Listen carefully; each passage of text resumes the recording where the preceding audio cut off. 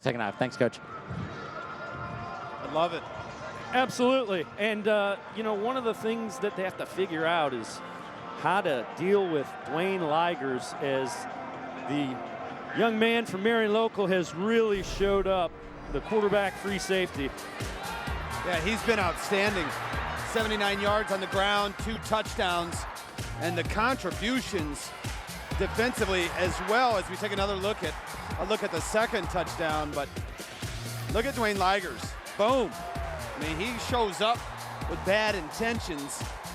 Big tackle there. He's been a standout on both sides of the ball. And, you know, here's the thing, Dave. Your offensive line's playing great. Your defensive line and your defense in general is playing great. And you have the best football player on the field wearing number 14. Dwayne Ligers, far and away, is the best football player this morning. At least in the first half. And there you see the numbers, 71 yards throwing. Did throw the pick. That was late in the first half. Also 79 yards running the football on 11 carries and those 2 touchdowns that are huge. The flip side of it is Marion Local and Dwayne Ligers get the football to start the third quarter. And I said he was the best player. Now the best unit, there's 5 guys and their names are Heckman, Koenig, Moorman, Bertkey, and Kemper. And that's the line that's been blocking for Tim Goodwin's Marion Local Flyers. Dwayne Ligers, they've done a terrific job up front. Sounds like a very large law firm. And they are paving the way and laying down the law up front in that first half. There you go. That was well done. 138 yards rushing for Marion Local in the first half, 5.3 yards per carry. And back deep to receive the kick for the Flyers. They send back Henry Keller, Nate Moeller, Matt Rethman. Watch out for the onside kick. Mark Schaefer kicks it away. That's going to be Henry Keller. Oh, he's got a blocker out front, and he's got some room. Keller 30, 35, and ridden out of bounds just short of the 40-yard line. Nice return by Henry Keller. Beautiful job, and that was Convoy. As that play developed, it looked as if he had plenty of opportunity to take it the distance. Good look at Nate Moeller, who we told you had a huge game in the state semifinals. Now Cuyahoga Heights has held him to 28 yards in the touchdown, but Dwayne Ligers has beaten him running the football as a result. There's the pitch, and there's Moeller trying to get outside. Nice move. Oh, and he slipped trying to cut it up. Tried to make a move and lost his footing. Still a decent pickup. Nice job. You're going to see Lowther, number 4, come up, set the edge. Turning Moeller back inside, slips out of a tackle, and then falls down. But that's a nice job on first down by Cuyahoga Heights, and it's been the improvising running backs and Dwayne Liger that's hurt Cuyahoga Heights at times. Right when you have them bottled up, they're able to break outside the opposite way, change direction, and get a positive out of what should have been a negative play. Ligers option pitches it. Moeller near the 50-yard line and that first down. That's a different look for the Flyers. Didn't see too much of that option game. Little ride fake. Ligers with the pitch to Moeller, and we'll see on the outside. Dylan Drummond was asking for a hold to the official. He got up and he's showing him, there's my shoulder pad sticking out of my jersey. That only happened because someone was holding me. 3rd and 1 as they got Moeller just short of the 50-yard line. I formation behind Ligers. Movement.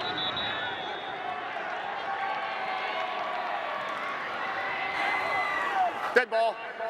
Ball start. Offense. Number 32. 5-yard penalty. 3rd down. So now you're looking at a 3rd and 6. Very different than 3rd and 1. Marion Local's been pretty good thus far in 3rd down situations. 2 of 4 in the first half. Add that to their 2 for 2. Perfect on going for it on 4th down. And when you look at 3rd and 4th together, 4 of 6 it's pretty solid. Just the 3rd penalty on the Flyers for 10 yards now. There's Ligers trying to find some running room, and he's going to be knocked down short of the 1st down. So let's see, do they punt it? If so, Cuyahoga Heights defense does a nice job. Yeah, and they will punt it. Yeah, here comes the punting unit. There they are, coming on the field. Nice job by Lucas Durazio, the linebacker. One series down, and Coach Martin's team has responded to what he's asked them to do. That's come out and fight. Jared Bergman in punt formation. Short kick, and it goes out of bounds. They'll mark it out near, it's going to be outside the 31-yard line. So good field position, 1st and 10 from the 31 for the Cuyahoga Heights Redskins. One of the things I really like about Division VI football, you get down to 5, 6, 7. They had quarterback Brett Lowther deep to return the punt. We've seen Ligers playing defensively. You know, you got your best athletes on the field in all types of position because you don't have the sheer numbers. Tonight in the Division I game, we're not going to see the quarterback for St. Ignatius returning punts. There's a good strong run to the 35. Let's head down to the sidelines. Aaron Goldstein has Zach Durazio, former Cuyahoga Heights star. Yeah, Dave, you know, you see Luke Durazio with the run there. It's certainly a family affair for that family. Their dad, Dan, the defensive coordinator, their middle brother, Jordan, a volunteer coach, and then here's Zach Durazio, former star from Cuyahoga Heights, now coach and assistant coach at Miami. What's this like for you to come back here and watch your younger brother playing a state championship game? This is awesome. Breaking a little run there. This is so much fun to be a part of. I mean, it's a family. All the coaches are like uncles to me. Obviously, having my dad, brothers being on the team and coaching, you know, it means so much to come back and watch them hopefully win a state title. I got to ask, what was the taco around the Thanksgiving dinner? A little bragging by your brother at all, doing something that neither you or Jordan had the chance to do? A little bit. We'll let him brag for this one because we got his back, and you know we're so happy to see him doing well, and we know how hard he's worked, and he deserves this, and the whole team deserves this. They worked really hard, and they've overcome some huge obstacles, and they're very close to accomplishing their goal. Obviously, you're coach working now with Al Martin's brother, Chuck, at Miami. What's this like, the family affair, the Durazios, the Martins? You guys all know each other. Your dads are talking to each other. What's it like for you to now coach with Chuck? I'm very fortunate. It's awesome that my dad obviously got to coach with Al for all these years, and that I got to be coached by Al. I'm very fortunate to be working with Chuck now. They're an awesome family, extremely knowledgeable, and just good people. So I'm very, very fortunate. All right, well, you get back to watching your brother, Zach. Thanks so much for the time. Awesome. Appreciate it, man. Thanks. Dave. All right, Aaron. Zach Durazio spent some time in New England Patriots training camp this summer as well. Lowther throwing it up top.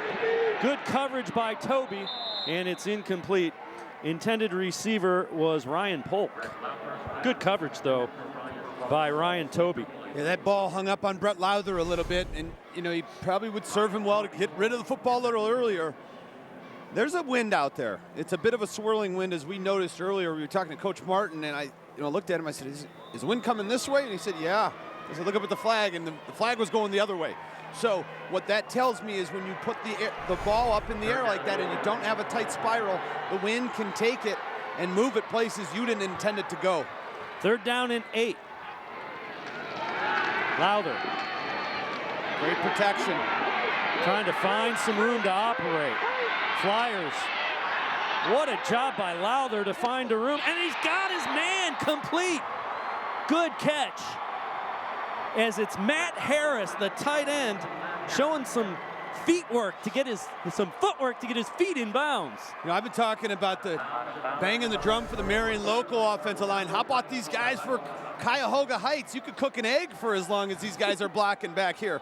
And Lowther almost does that. Look at him keeping the play alive. Harris, feet in, nice catch. They're going to need plays like that, Dave, to get back into this football game. Ball at the 31. Great catch by Matt Harris, the tight end. Not much running room that time for Lucas Durazio. Lance Brunswick crashing in off the end, and meet Mr. Homan, the linebacker. You're going to see Jack Homan from the linebacker position. Take a look at him. He starts sneaking up, number 32. Oh, we're going to look at the replay here. Look at Lowther buying time. Come on back. He heard me talking about Johnny Manziel. He said, I'll give it a shot. Look at that. But the beautiful part about that, Dave, is he keeps his eyes downfield, and that allows him to find the receivers who are in scramble mode. No gain on that run. 2nd down and 10 for Cuyahoga Heights. And Holman's coming again. Lowther over the middle, has his man. First down to the 15-yard line. And it's Dylan Drummond. Finally got the ball to Drummond on that crossing pattern. Well, Coach Martin recognized that they're bringing Jack Holman, and they catch him doing it again. And you're going to see 32 right here coming, and that vacates this open space. And when the linebacker comes, you replace him with the receiver, you put the football there. That's exactly what they did. The short drag by Drummond. Lowther recognizes the blitz, and he gives it to him in that spot vacated by Jack Holman.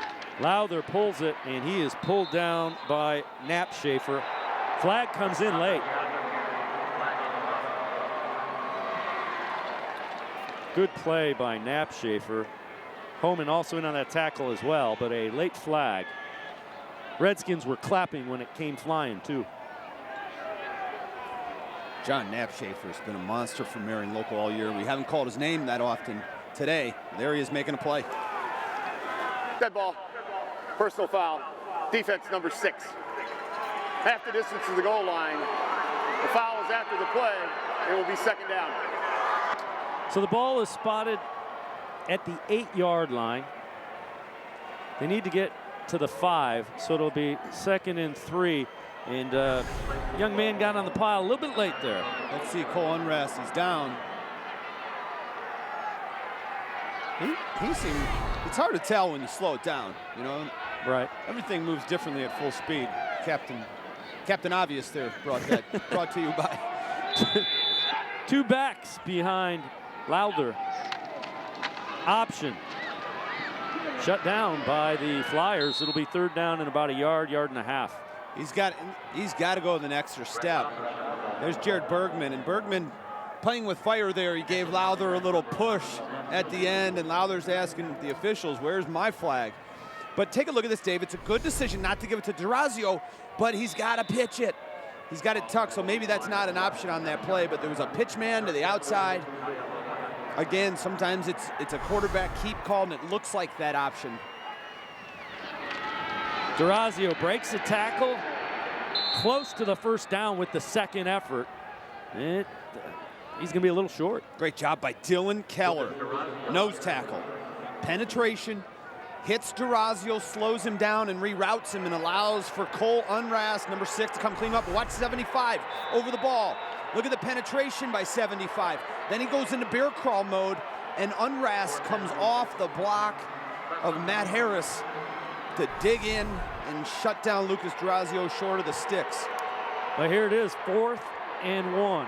Redskins desperately, and they're going to call a timeout, desperately need to convert this and get some points on the board.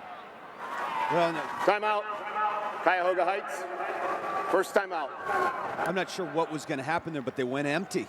Interesting on 4th and 1, which leads me to believe they might put it in the hands of their quarterback and just run quarterback keeper with an empty backfield. So the purpose of that is spreading everybody out, get as many Marion Local players, defenders outside the box, that's tackle to tackle, and then let your quarterback pick the hole, find a lane, dive forward for the first down yardage.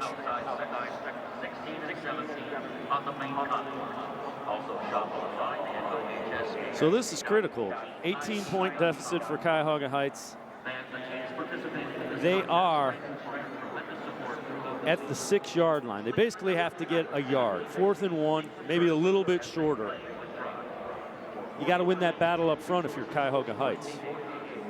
This is what it's all about. And when Coach Martin says, hey, we got to fight, this is what you're fighting for, 1 yard. Man up. No, Marion Local's doing the same thing. If they can get him off the field here, it's a big deal. So far today, Cuyahoga Heights is 0 for 2 on 4th downs.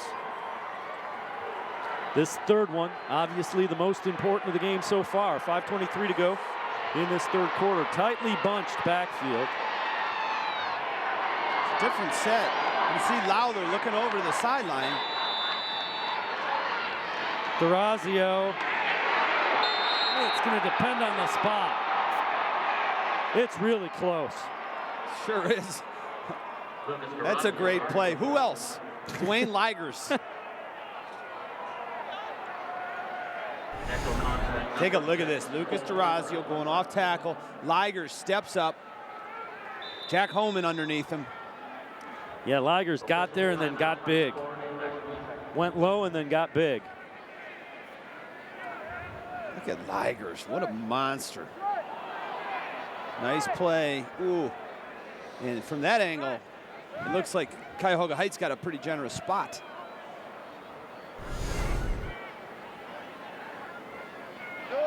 Oh. And they get the first down by half a football. Redskins convert. Half a football. That looks. It's a short half. Yeah. It's the short half of the football. So Al Martin's guys have it 1st and goal from the 5.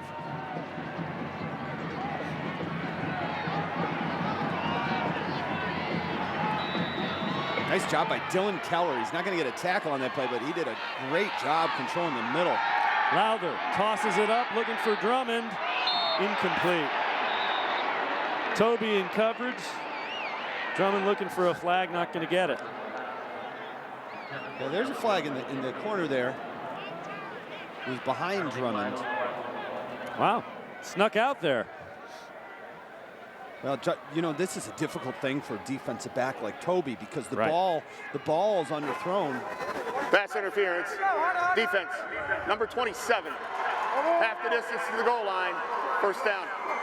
The ball's underthrown. It's actually not thrown where it's supposed to be, and then the receiver adjusts against his route, and the defender in good coverage is now in the way between where he's trying to go.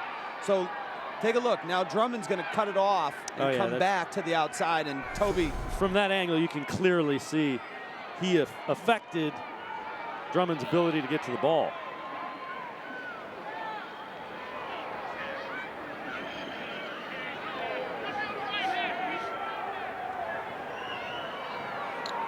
The decision is which hash mark you mark it on.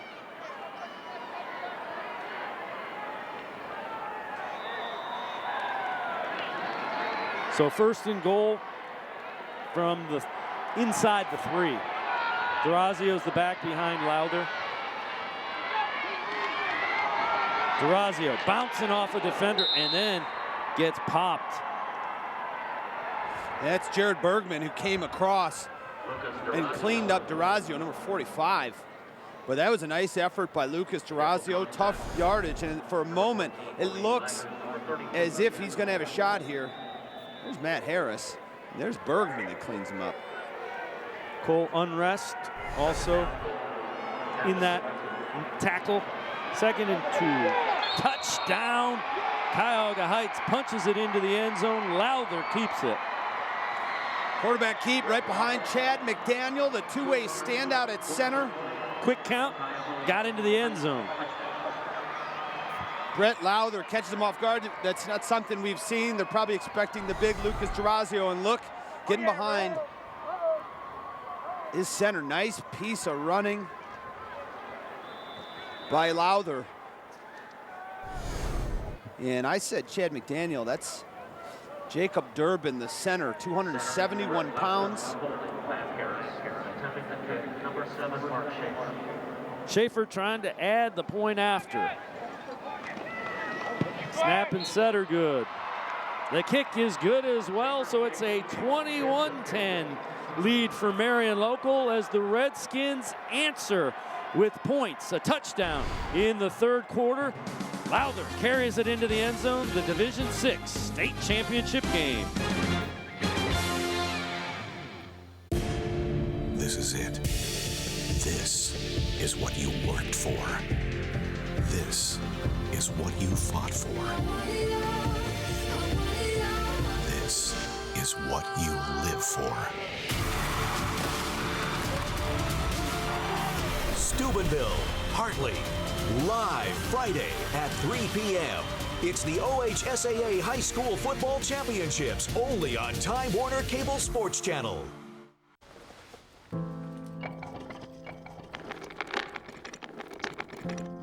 Maybe he's really focused. Hey, Michael. Michael. Maybe he likes spinning the wheels. Maybe he just loves trucks. Maybe he's just being a boy.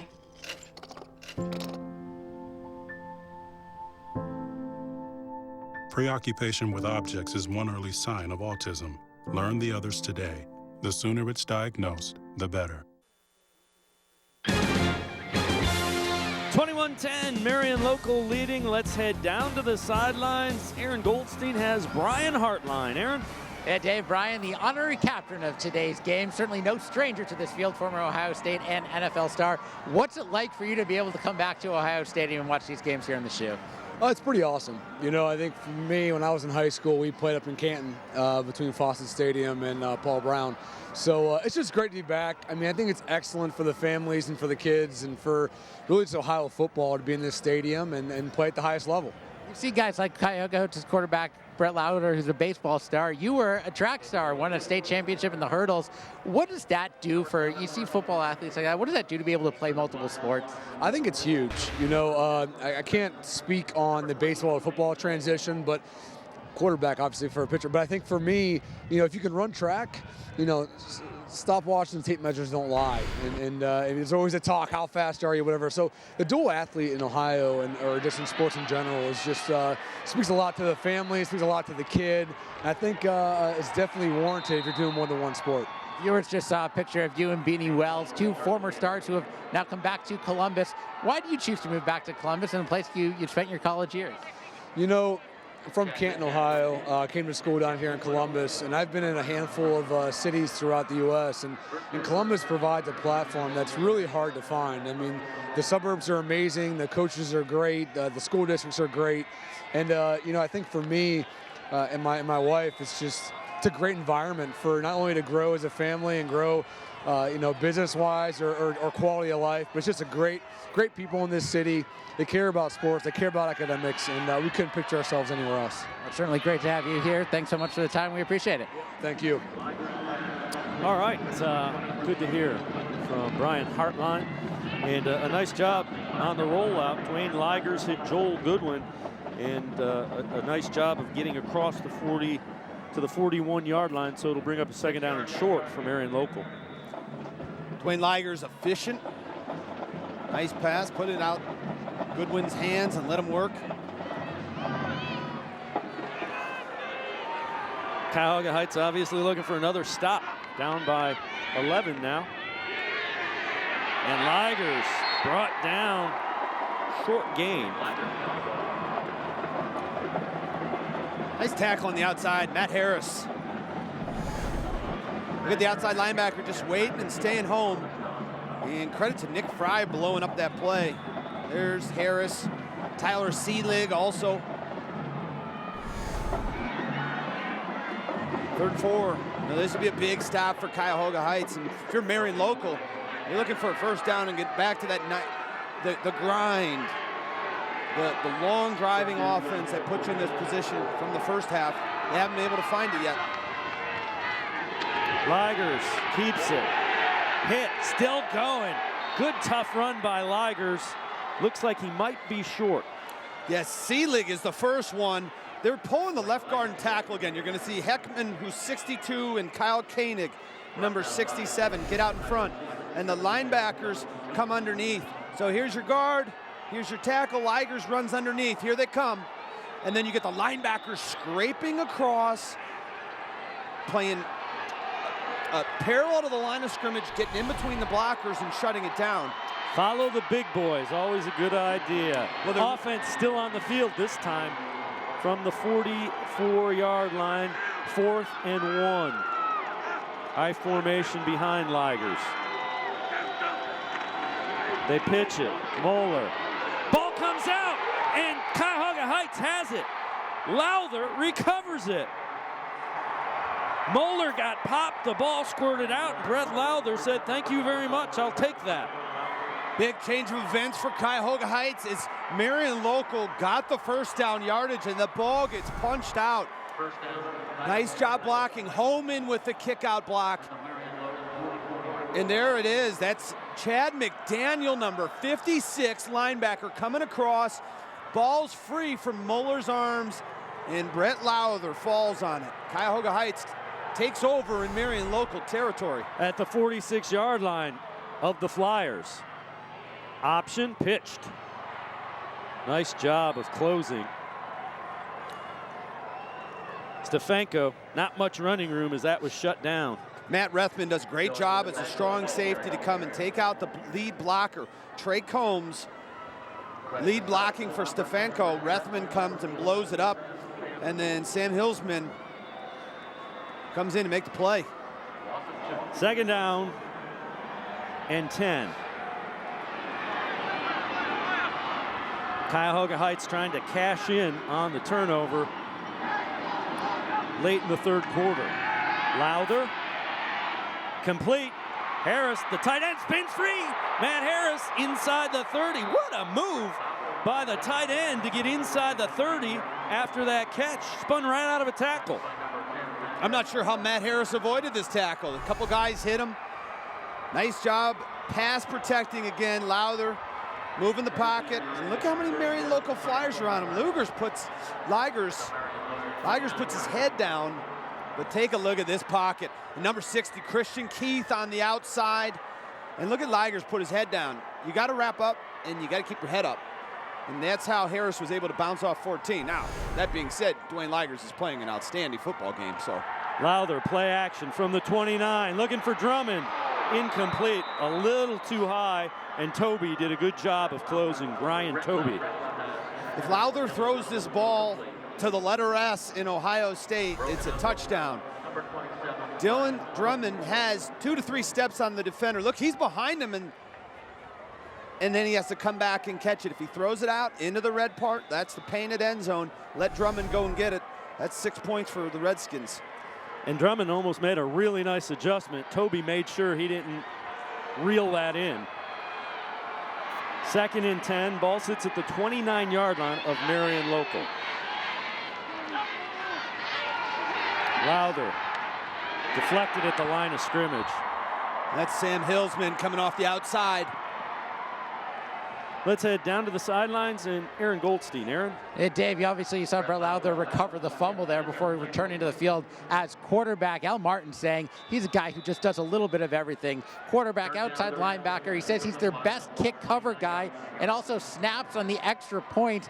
Al Martin knew coming into today that this was going to be a very physical day for Brett Lowther. He said he's going to take a lot of hits, but he says he's an emotional kid who does not lack for self-confidence. 3rd and 10. Man after my own heart. The quarterback, he completes it, fighting forward, diving for an extra yard or 2. It's Matt Harris again. Now this is interesting. Yeah, I suppose they're gonna go for it. At some point, it's still 3rd quarter, but 4th and 4, if they take the points, they're down by 8. Well, it's still a 40-yard field goal. And don't get me wrong, Schaefer has the leg. Yeah, Schaefer's good from 50 in practice. Here you see 9 of 22, 134 yards for Brett Lowther. Now looking at a 4th and 4. Incomplete. Polk, the intended receiver. Coverage was pretty good. Marion Local's defense turns it over on downs. Nice job in coverage by Marion Local. Just can't connect. Can Brett Lowther to Polk. Great pass protection again. And that's Matt Rethman in coverage. So the defense of the Flyers makes sure the turnover near midfield doesn't hurt on the scoreboard. And Coach Martin's talking to his receiver Polk about the route. Ryan Polk telling him, you can't curl that. You got to hit it, put your foot in the ground, and break to the sideline on an out route. Ligers wants to throw, looking for Toby. Almost comes up with the catch. Undercutting that route was Trey Combs. He had one thing in his mind, intercept that football. Well, it looks as if this ball gets tipped at the line of scrimmage, and we'll see. Take another look at it. Does Lucas Durazio get up? No, he doesn't, but the ball, again, that's the 3rd time we've seen Ligers throw a football. It looks like it slips out of his hands. 2nd down and 10. Ball at the 23-yard line. Marion Local, a 21-10 lead. Glad you joined us for the Division 6 OHSAA State Championship game from Ohio Stadium. Inside handoff, some running room. Down to the 30-yard line. Homan running between the tackles again. Good tough yards from Jack Homan. Nice blocking up front. You know, one of the takeaways from this game is that both teams have outstanding offensive linemen. Great line play up front. That'll be the final play of the third quarter. A third down coming up when we come back for fourth quarter action. Marion Local 21, Cuyahoga Heights 10. It's the OHSAA Division VI State Championship game from Ohio Stadium. The Horseshoe, fourth quarter action, straight ahead.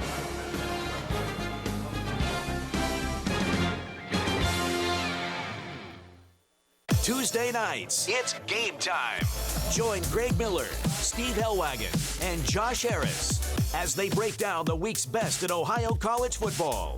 Your teams, your schools. Look at that acrobatic move. What you live for lives here. Game Time Ohio, Tuesdays at 8, only on Time Warner Cable Sports Channel. Fishing poles? Check. Tackle box? Check. Cooler? Check. Exhaust? Check. Rotors? Check. Brake pads? Replaced. Honda certified brake pads? Care and Check. attention to detail. It's what we do. Roush Honda's certified pre-owned process delivers a multi-point inspection, leaving nothing unchecked, providing a complete vehicle history report, and most importantly, peace of mind.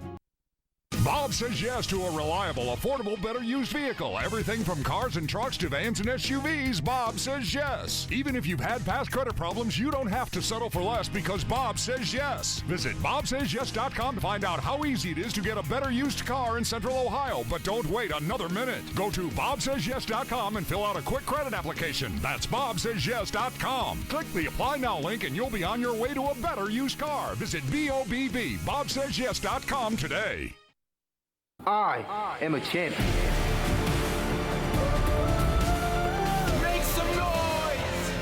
Sell yourself.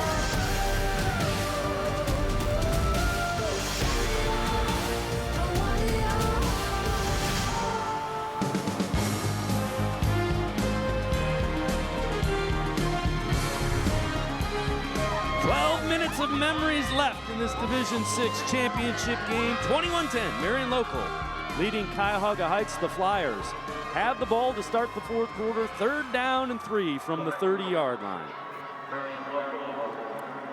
Shotgun for Ligers. Homan is the back.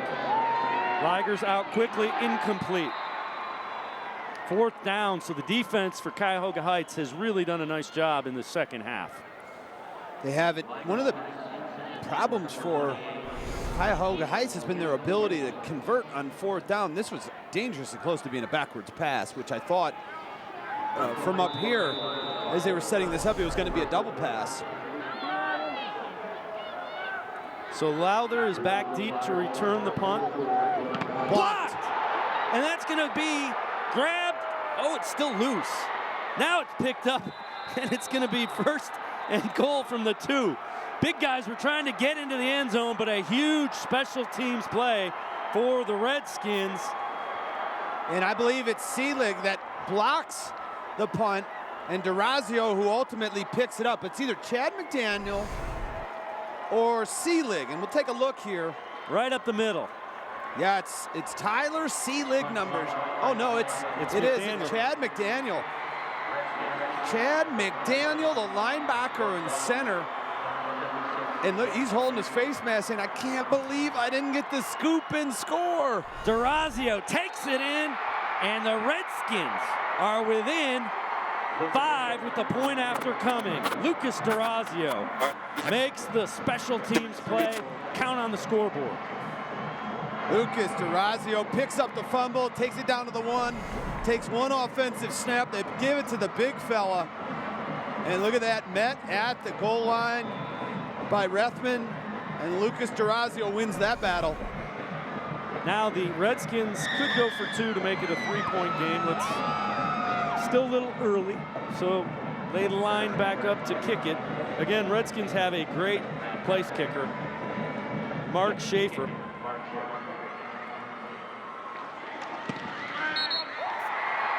He converts 21-17. It's a 4-point game. As Lucas Durazio plays with a lot of emotion. And right now he's working the sideline, trying to get these Redskins fired up, working the crowd.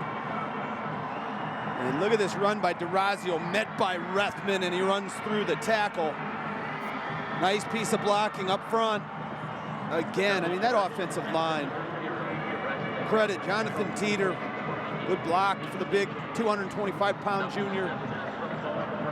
Durazio, nice job of getting that forward lean and the shoulder pads. Met at the line of scrimmage, drove forward and into the end zone.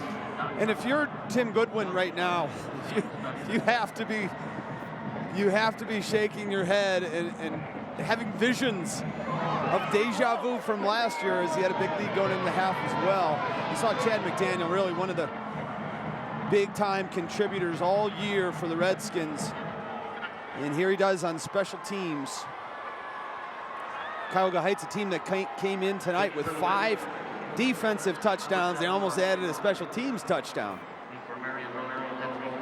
Big play to make this just a 4-point game by that blocked punt. So now Schaefer will kick it away. Henry, Moeller, and Rethman back deep for Marion Local. Little bit of a short directional kick. Moeller, 20, and brought down short of the 30-yard line.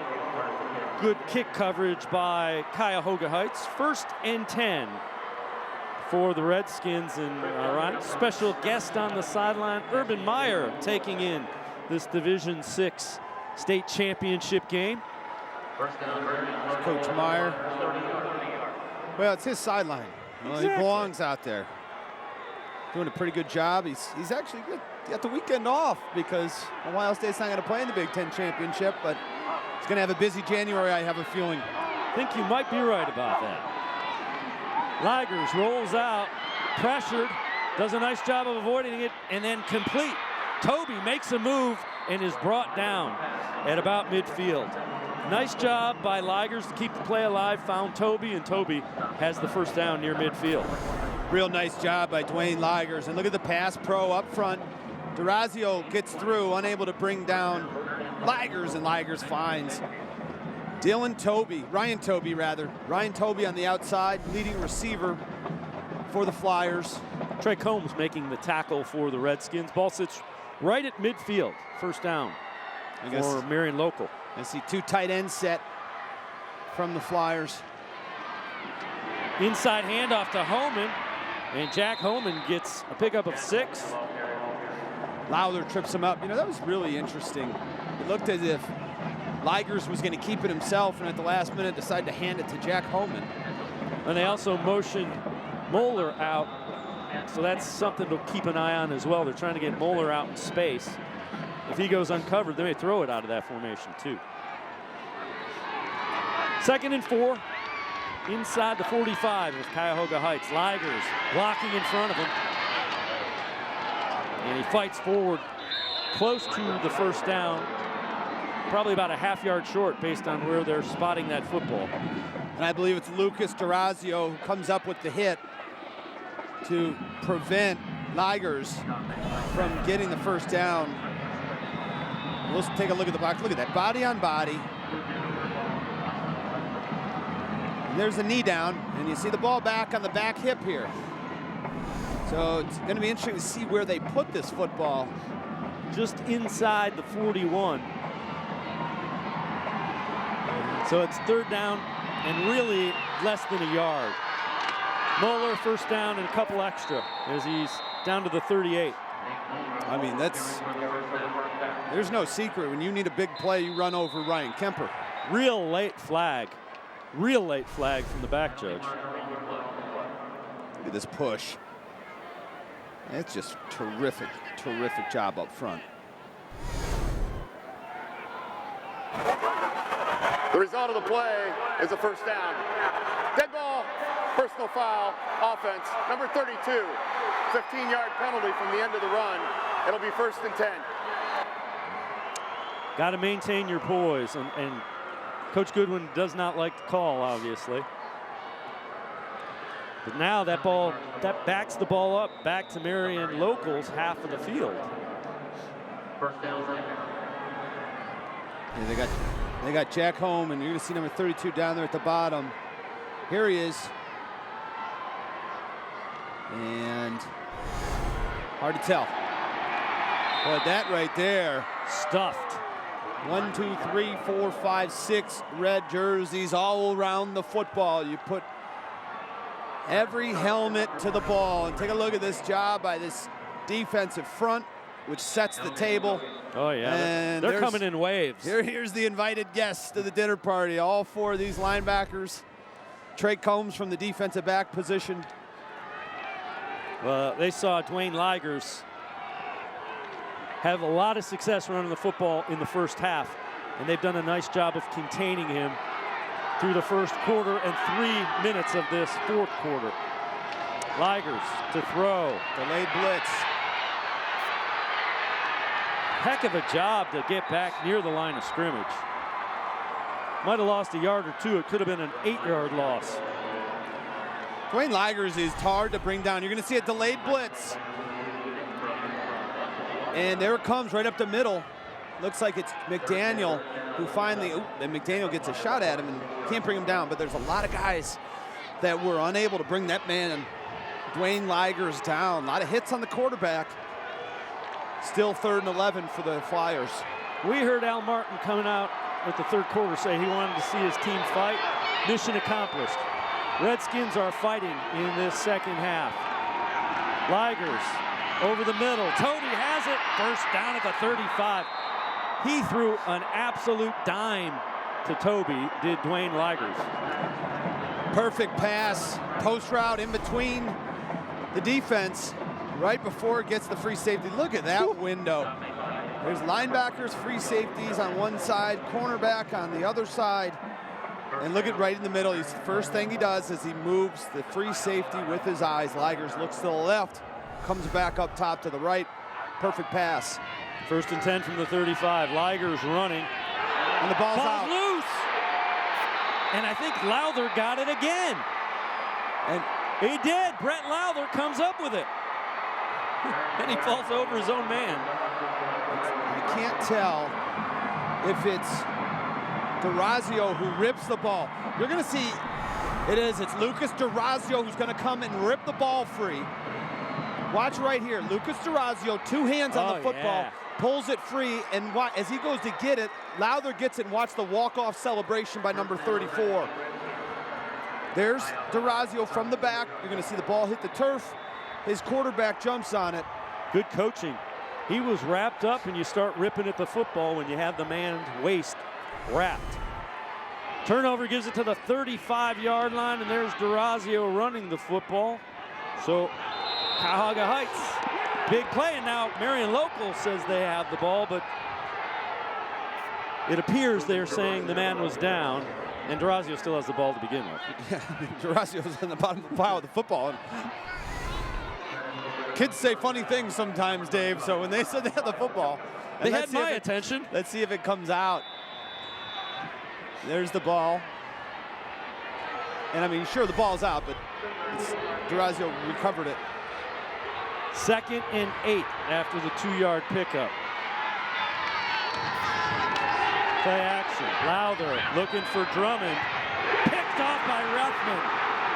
Nice job of playing center field by Matt Rethman. And he's into Cuyahoga Heights territory and inside the 35 to the 31. Matt Rethman read that play, made the really nice catch, and then added about 20 yards in return. And Lowther's looking for his go-to guy, Dylan Drummond, and you see the deep drop from Rethman. And Rethman's actually over the center, and he drops backwards and over to his left to get underneath that route. So the pre-snap read by the quarterback would not put number 10 in the area he wanted to throw it. But after the snap, Rethman put himself back over where Dylan Drummond is, and that was exactly where Lowther threw the football. Inside handoff. Homan doing the tough running, picked up a couple. Big play by Matt Rethman and that Marion Local defense as they come right back with a turnover to negate Cuyahoga Heights defense's turnover. 2nd and 8 after the 2-yard pickup by Homan. Now, if you're Marion Local, you say, let's get to business here. We got to put one more on the board to give us a little more comfort.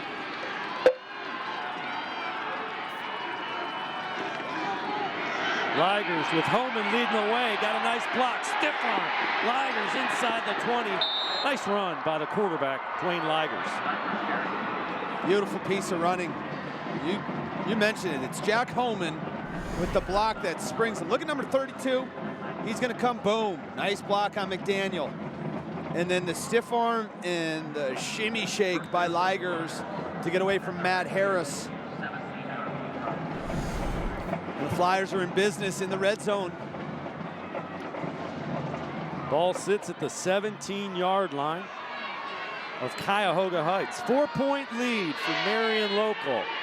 Division 6 state championship game. Almost midway through this 4th quarter. Ligers running the other way, and D'Orazio gets a hold of him this time and won't let him go. It's pretty simple what Coach Goodwin's doing. Is he's giving the ball to his best player and saying, go win us a football game. But Lucas D'Orazio has stepped up defensively. That time, he's able to get past Nick Heckman and get it on the tackle, stopping Dwayne Ligers short. But take a look at 19 rushes, Dave, 13 passes. He's over 200 total yards. He's got a couple of touchdowns. Right now he's looking at 2nd down and 11. Ligers complete. Great play by Dylan Drummond as he hit the receiver right when he grabbed it. Ryan Tobey caught that, and then he caught the hit from Dylan Drummond. Boom, boom.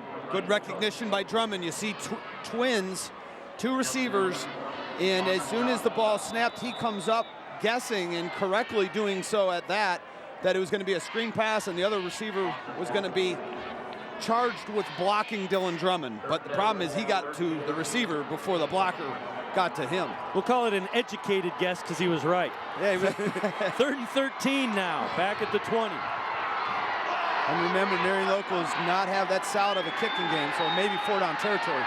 Ligers buys some time, cuts it up the numbers, stays on his feet somehow, and he's got the 1st down at the 5. Put his hand down, and somehow Ligers kept his balance. He goes over 100 yards rushing on that run. And I think he momentarily loses the football. You're going to see him bobble and regain this football. There's pressure up the middle from McDaniel. He gets away, and watch this. Watch the football. There, you see that ball pop up.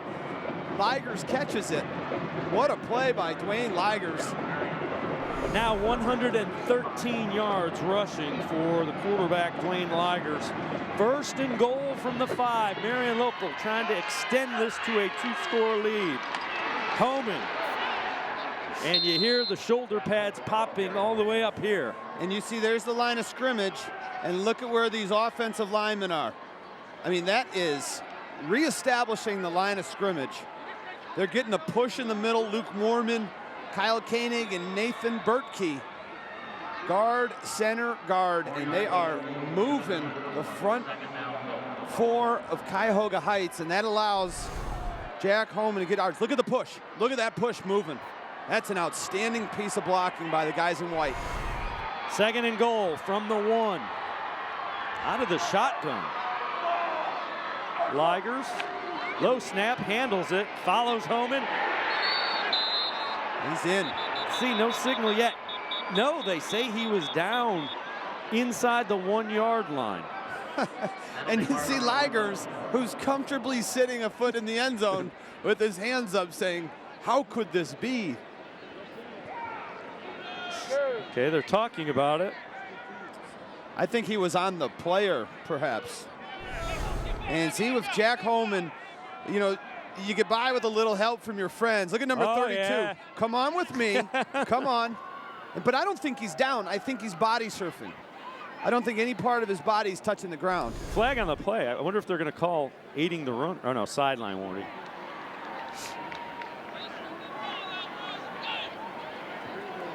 It's good sportsmanship by Holman.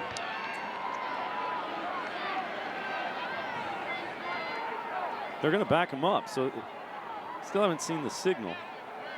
He's about to tell us. Pulling the runner forward, offense number 32, 5-yard penalty, repeat first down. Looks like the sideline warning signal as well. I think that's the right call. We clearly saw it on the replay. Well, that's what he did. I mean, he turned It was around pretty and blatant. grabbed him and said, come on, let's go. So the ball goes back to the 7-yard line. Here's another look at it. Look at Holman. He actually turns around and says, come on, man. You don't see that very often. No. He looked and said, there's nobody to block. If I'm the quarterback, I kind of like my fullback shielding me like that. They generally frown on that with striped shirts, though. So the penalty makes it a 2nd and goal from the 7 for Marion Local.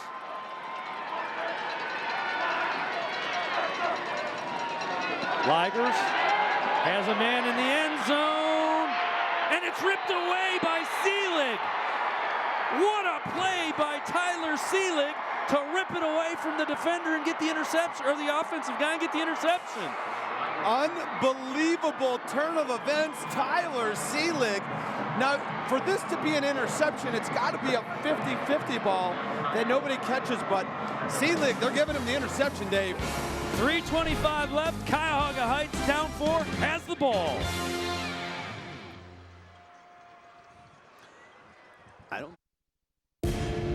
This is it.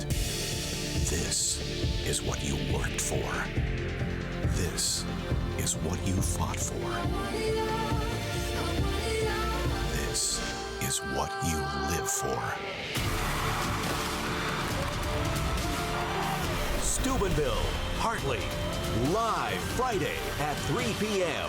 It's the OHSAA High School Football Championships, only on Time Warner Cable Sports Channel. It's not about last year. It's not about the last game. It's about the journey. And this one lives right here.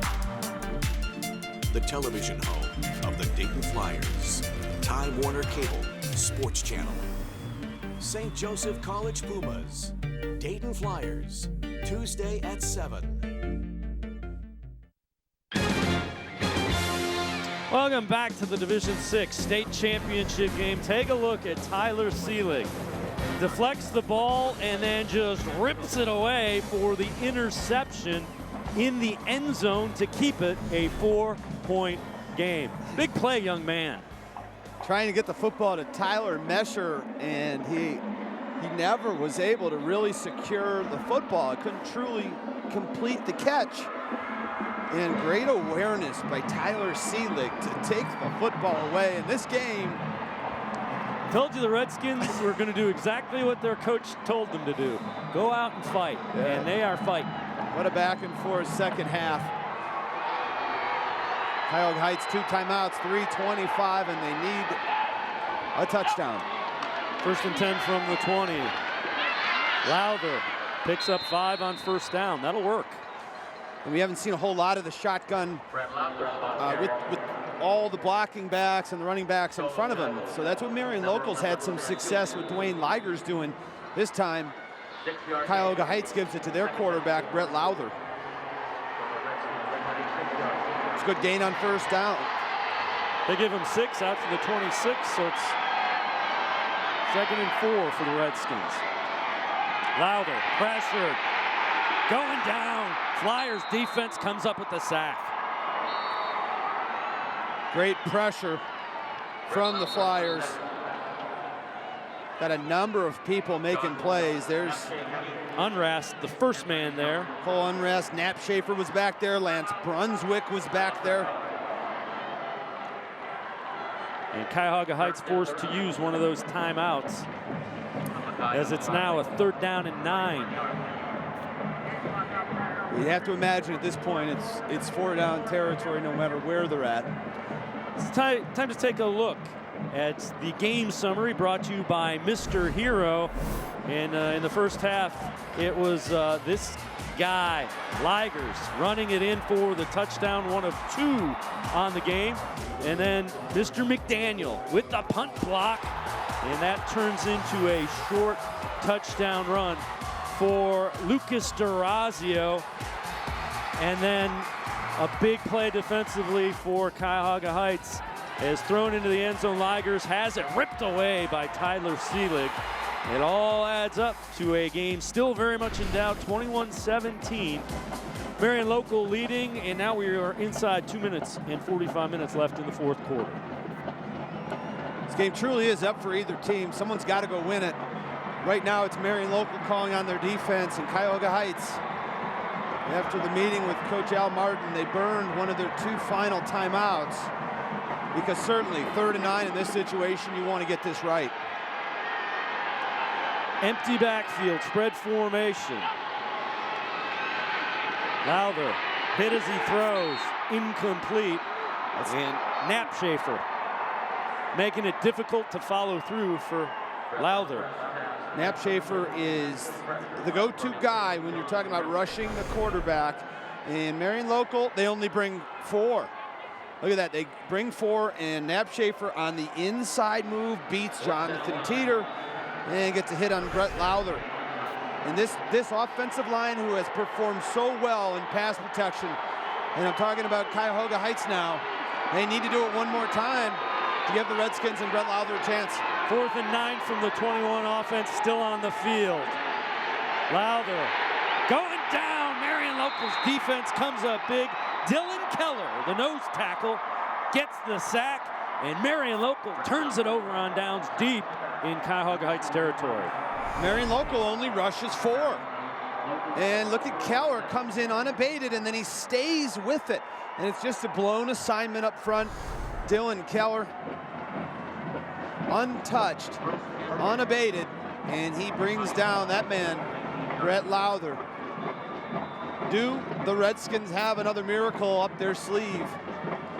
This defense has come up, defense and special teams have come up with big play after big play, and down to just 1 timeout. That's why Cuyahoga Heights was forced to go for it on 4th and 9 from deep in their own territory. So now the Flyers with it. 1st and 10 from the 19, trying to run the clock out. Ligers picks up a couple. Let's head down to the sidelines and Aaron Goldstein. Aaron. Dave, the Marion Local players and coaches made no bones about it. They were fueled after last year's loss to Kirtland all off-season, pushing them to work harder. Their story was spotlighted by Russell Athletic, as they were chosen as just one of a handful of teams all across the country. Russell Athletic put together a marketing YouTube video for about them, and in the video, you see the tight-knit community that they are and how much that loss has fueled them. The theme of the video, hashtag settle your score. Right now, the Flyers, a minute 53 away from settling their score. Absolutely. Ligers making a couple of moves and a good job of just staying in bounds. The other thing about it is they were pushed in the second half again, and they really responded, being the Flyers. Yeah, they absolutely did. But, you know, that's what you get with a veteran team. You know, no moment is too big for this team because of the regular season schedule, as well as their vast playoff experience that these players can pull from when they get into situations like this. Nice penetration on that play by Tyler Seelig, and Marion Local has done a nice job of making Cuyahoga Heights defenders miss when they're in protection to make plays. 3rd down and 9 for the Flyers. Homan just lowers his head and gets inside the 15 down to the 13. Cuyahoga Heights has 1 timeout left. And I think they just used it. Certainly did. Look at Homan. Just over a minute remaining. Kind of an interesting decision now. Do you risk going for a field goal? Makes it a 7-point game. Yeah, you know, there is no timeout. So if you think you can get 5 yards, Coach Goodwin didn't sound real confident in his kicking game coming into this one. And your defense has played pretty good in this second half. Well, you look at it, it'd be about a 32-yard, 33-yard field goal in that neighborhood. Now, when you look at Cuyahoga Heights, when I say Marion Local's defense has played pretty good, Cuyahoga Heights has scored 14 points in this quarter, but remember, one touchdown, the most recent, was set up when they took possession at the 1. Blocked punt. After the blocked punt, and the other one was when they took over possession at the 48. So Cuyahoga Heights has scored 2 touchdowns this quarter, but they have not shown an ability to drive the length of the field. So if you go 4 on 4 and you don't get it, you now are forcing Cuyahoga Heights to do something they've been unable to do for 47 minutes of football. Offense still on the field. Marion Local has converted 2 of 3 fourth downs. Cuyahoga Heights just 1 of 5 in the game. Ligers rolls out, tucks it, and he's going to be sacked and brought down at the 15. So Cuyahoga Heights defense holds. Ligers did a nice job of running about 8-9 seconds off the clock on that play. And Dave Lucas D'Orazio tried to take the football away again. Look at number 34 at the tail end of this play. There he is. And look at him trying to take the football as he thought, if I can rip this free, I'm going the other way with it. But Dwayne Ligers that time, vice grip, hanging on to it. And so there's D'Orazio on the sidelines. Cuyahoga Heights gets one last chance. No timeouts, 53 seconds remaining, 1st and 10 from the 15-yard line of Marion Local. 85 yards they need to go, they need a touchdown. He caught it, Ryan Polk rolling around, caught the football. Wow, what a play. And Marion Local, who has only been rushing 4 that time in a prevent, they blitz from the outside. This time Cuyahoga Heights picks him up. Excellent job between Max Schaefer and Jonathan Teeter on the left side to pick up the blitz. Lothar looking for Drummond, he has him, and they're in Marion Local territory at the 45. Remember, in high school, the clock stops until they spot the ball and move the chains. What a pass. And that's the guy they're looking for, number 2, Dylan Drummond. Marion Local has Toby covering him. Lothar complete to Drummond, out of bounds at the 35. Redskins not gonna go quietly. Cuyahoga Heights in the process of making an instructional videotape on how to run the 2-minute drill. Lothar steps up in the pocket. There's the pass to Polk. Let's see. What a play, getting down. Oh, that's a great catch and an even better throw. It is just outstanding work. And Cuyahoga Heights, they started with 53. They're down to 36 seconds. They're at the 35.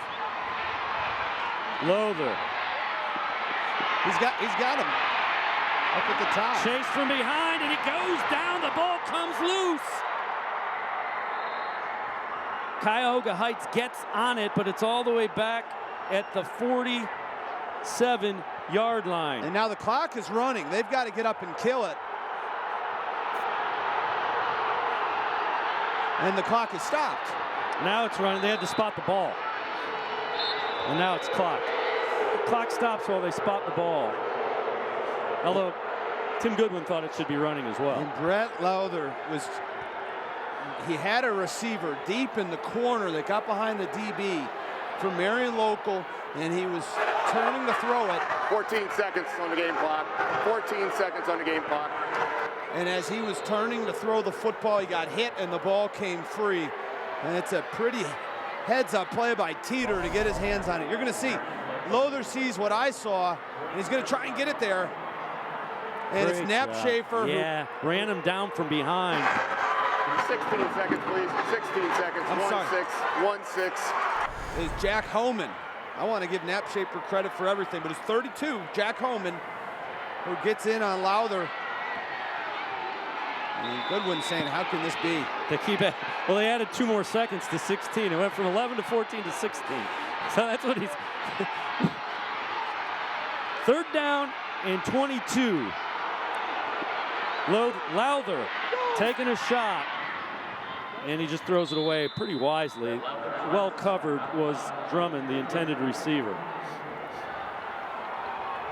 And that's a tough spot because Dylan Drummond, they know where number 2 is. And they had a free safety over top. They had a man in coverage.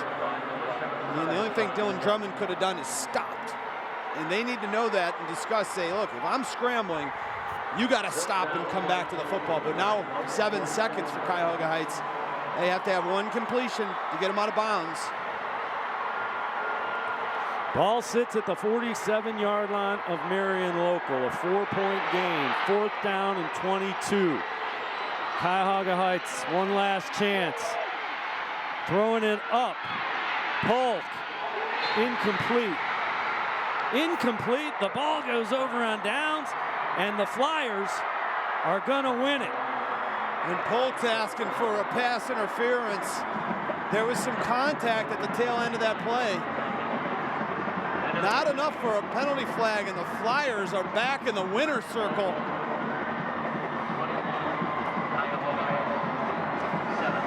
Cuyahoga Heights, a valiant fight in that second half, came down literally to the last play, but your Division VI state champions, Marion Local,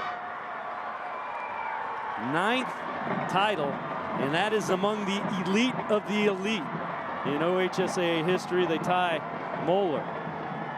What a great football game. Everything you're looking for in a state championship, and that was a hard-fought game by both teams. Credit Cuyahoga Heights for responding in the second half, and of course Marion Local, what they've done so many times on the biggest stage. Week 15, state title on the line, then Tim Goodwin and the boys do it one more time. Heck of a job by Knapschafer to come up with the big sack. They're at the 35-yard line, definitely in striking distance, and Knapschafer comes up with a huge sack to secure this Division VI state championship.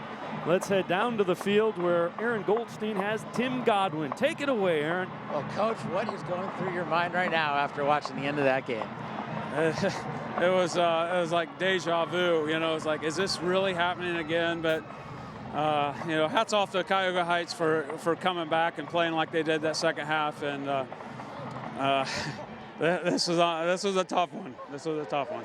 In the end, your defense was asked to stand tall a few times there down the stretch. What did you see in that and able to make those stops to win a state title? Yeah, they had to make a few stops, a few more than what we would have liked, but they came up big there. They came up big there in that fourth quarter. You talked about it, that this team was fueled by the loss last year in the state finals to Kirtland, the fact, the extra workouts, the motivation to do it. What's the feeling now that you're able to come back here and win a 5th state title in 6 seasons? Well, it's unbelievable, you know, the disappointment, but these kids worked their tails off. All right, congratulations, Coach. Go enjoy it with the team. Thank you. Obviously a very happy Tim Godwin. We mentioned their 9th state title. That ties them with Cincinnati Moeller, 2nd most behind St. Ignatius, who has 11. That's the type of program Marion Local football is. That was a great performance by Marion Local, and that's what you expect when you have those sorts of accolades, that sort of program history. That's what you come to expect out of the Marion Local Flyers. And Tim Goodwin, that was a real raw show of emotion there, and you could see how much this win meant to him, and to win it in this fashion where it looked like so many times you want to shut the door and it's just cracked open, and these Redskins are trying to walk through it and take it from you, and you're unable to do so because your guys kept fighting, and that being the Marion Local Flyers. How about the fight of those Cuyahoga Heights Redskins? Just a great job, and it literally went down to the final play.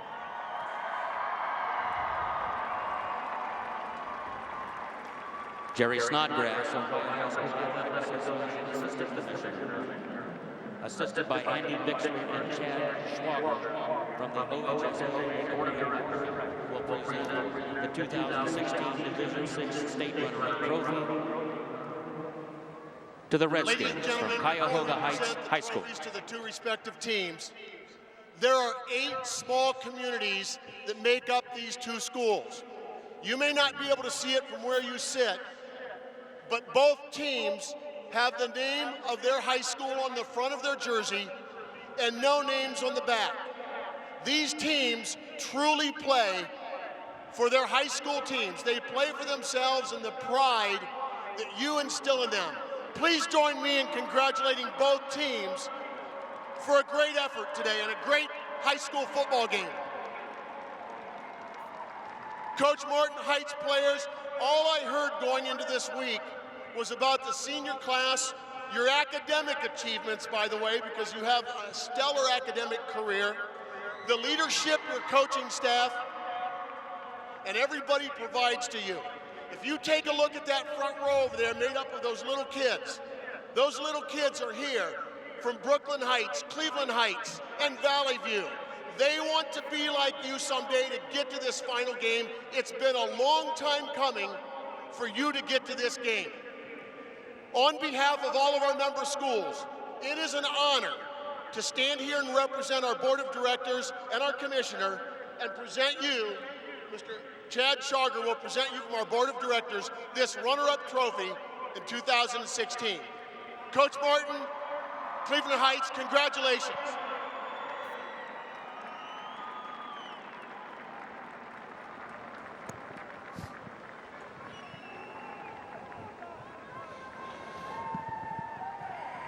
Well, the sting of not being the state champ is there right now, but the way you look at this one is Cuyahoga Heights ran out of time in their comeback against a really good Marion Local team.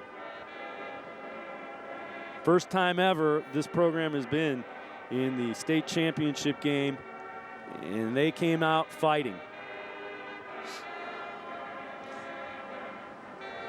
All the way down to the last play, there's Chad McDaniel, who had such an outstanding game. And now it's time for Marion Local to get the championship trophy. They're going to have to build an addition to the trophy case. It's their 9th.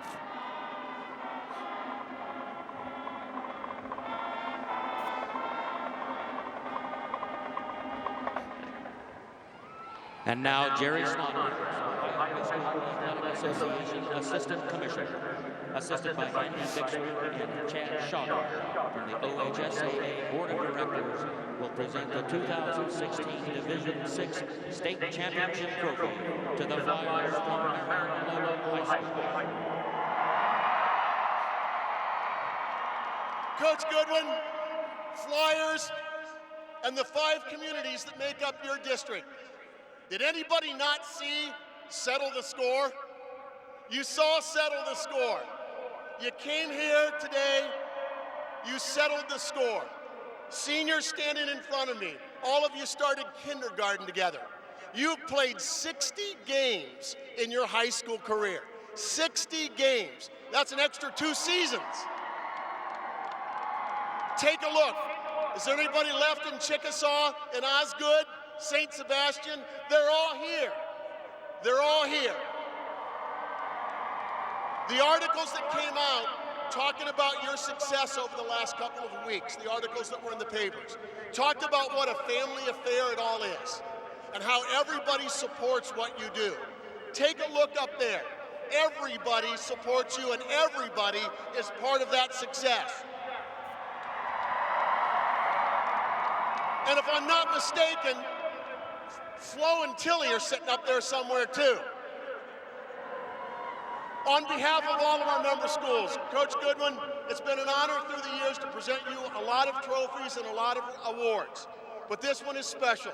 A group that went through and played 60 games and ended on this final day, and we now present you this championship trophy in 2016. Congratulations.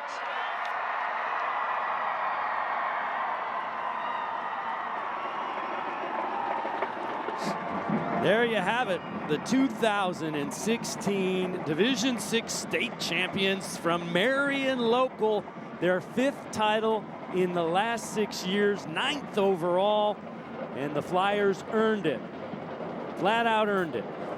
What a great football game. And to those seniors, think about what Jerry Snodgrass just told them. 2 extra seasons, 6 seasons worth of high school football, 60 games. That's impressive stuff. Aaron Goldstein has Dwayne Ligers. Take it away, Aaron. Dwayne, it's been a year since you were on this field walking off. Not a very good feeling. What's it like 1 year later to be state champs once again? Oh, it's a great feeling. Just as a senior, this is my last game ever in front of the Flyer faithful. I mean, seriously, just almost brings tears to my eyes. It's such a great feeling.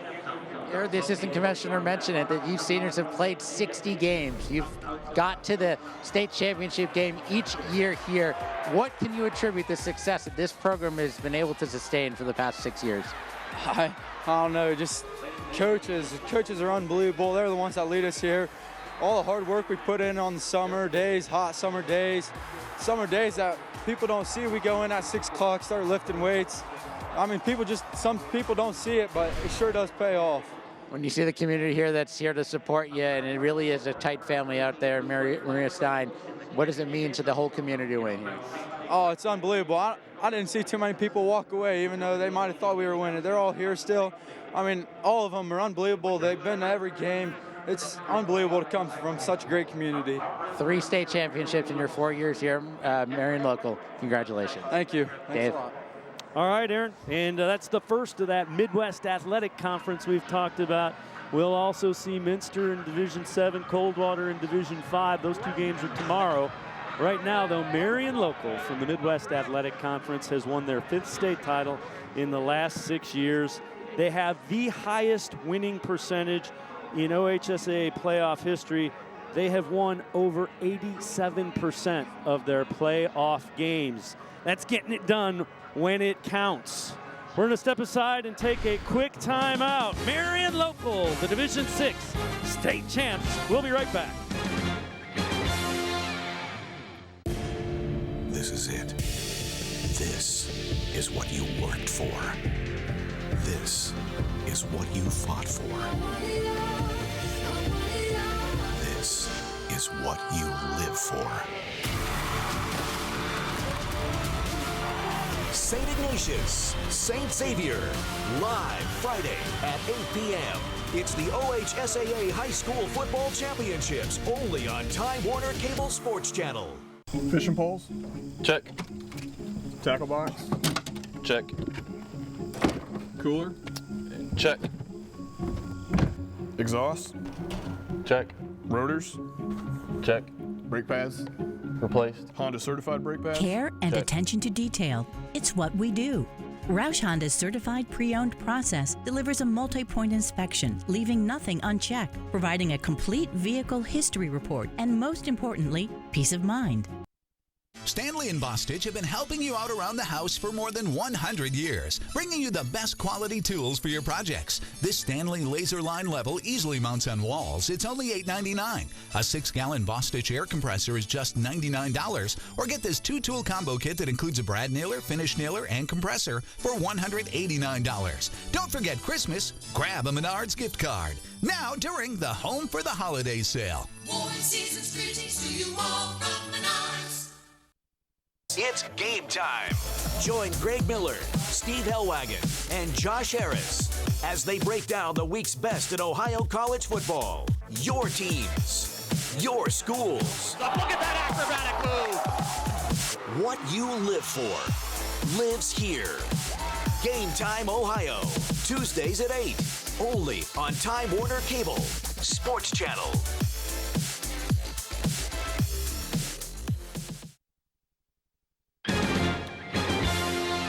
For the 5th time in 6 years, Marion Local are state champions.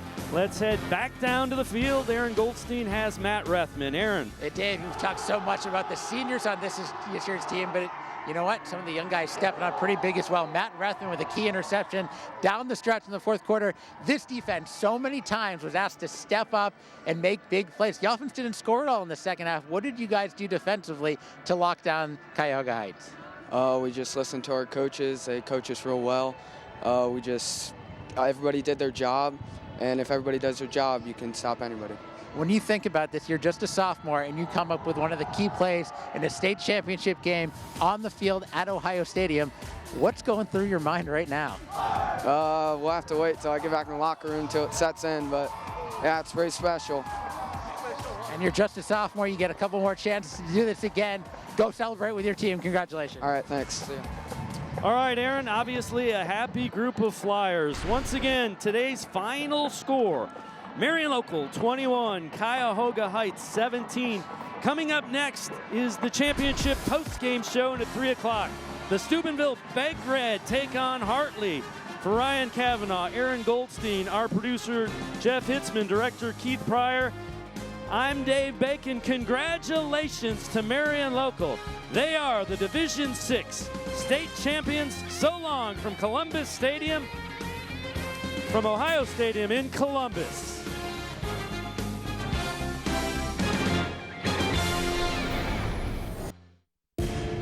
This is it. This is what you worked for. This is what you fought for. This is what you live for. St. Ignatius, St. Xavier, live Friday at 8 p.m. It's the OHSAA High School Football Championships, only on Time Warner Cable Sports Channel. Bad checks, late payments, garnished wages, back taxes, overcharges, bankruptcy, medical bills, child support, divorce. They all add up to bad credit. And that means junk for a car, right? Wrong. You need Bob, B-O-B-B, at bobsaysyes.com. Let us get you back on the road with a good quality car and payments you can afford. It's fast. It's easy. You need Bob, B-O-B-B, at bobsaysyes.com. We are here to help you get the car you want and the financing you need. Are you going to shop anywhere else? No. Visit us at bobsaysyes.com today. For the ultimate stain-blocking interior paint and primer in one, choose Dutch Boy Platinum from Menards. It features extreme high technology to seal common household stains. Save $7 a gallon after rebate. Find the right ceiling fan with over 50 stock Hunter ceiling fans on sale. This 48-inch Summerlin ceiling fan comes in a noble bronze finish with white cased glass. It's $89. Don't forget Christmas. Grab a Menards gift card. Now during the Home for the Holidays sale. More season's greetings to you all from Menards. Les Levine, Ohio's veteran voice of truth and reason. Just who does he think he is locked and loaded. What are we supposed to do now? Taking your calls and not taking any bull. And we're supposed to believe that? Kick off your night in sports with Ohio's original name and sports star. More sports and Les Levine is on the air. More sports and Les Levine.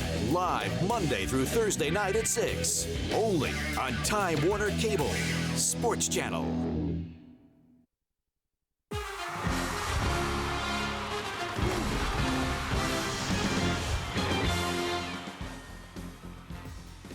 It was a bumpy landing, to say the least, for the Flyers of Marion Local in the second half. Outscored 14-0, but they overcome 4 turnovers, and the work they did in the first half is good enough for a 5th title in 6 years. They're 9th overall, tying them with Archbishop Mulder for the 2nd most all-time, a 67-10 playoff record. That's tops in the history of the OHSAA playoffs. They're the Division VI state champions. And we welcome you back into our Columbus studios for the OHSAA postgame report. Neil Sika, Matt Finkus.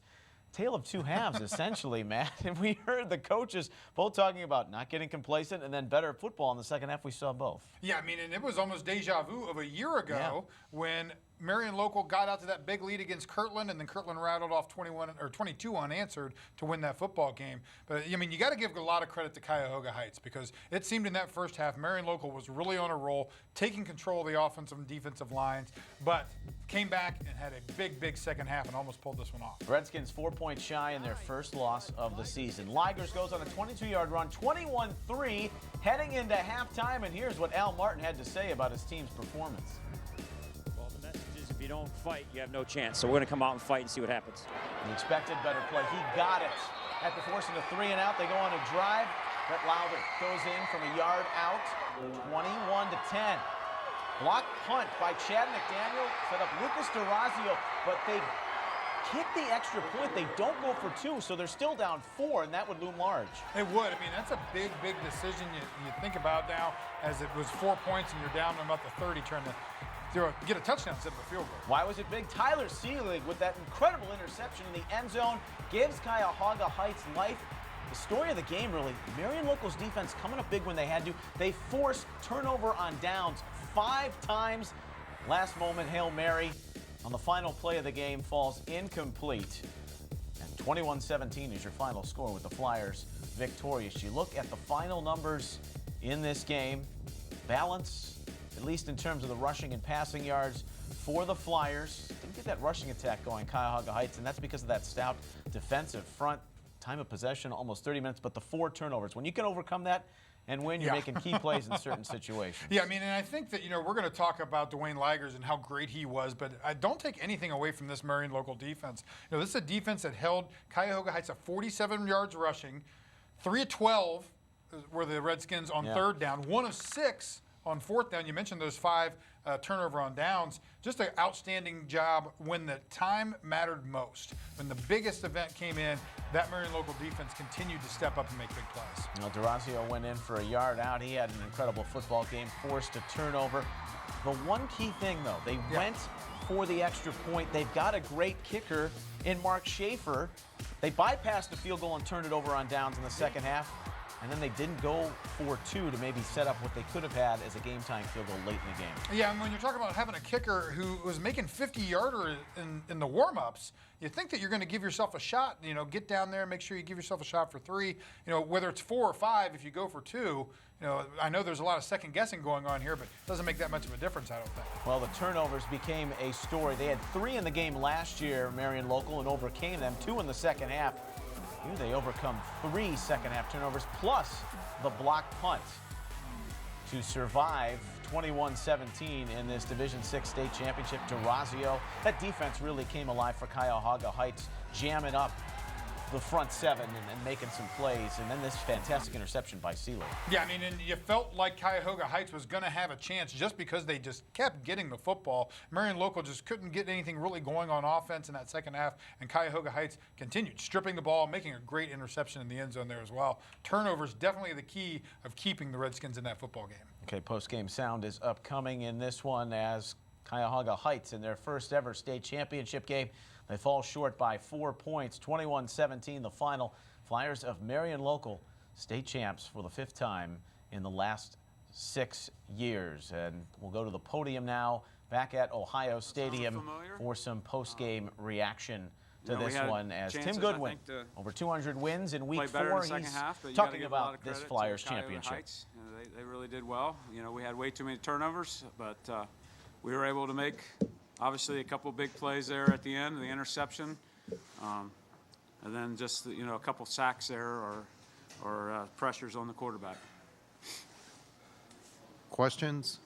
Did it feel like deja vu a little bit there in the second half? At times it did, but I still thought we would settle down and do what we do.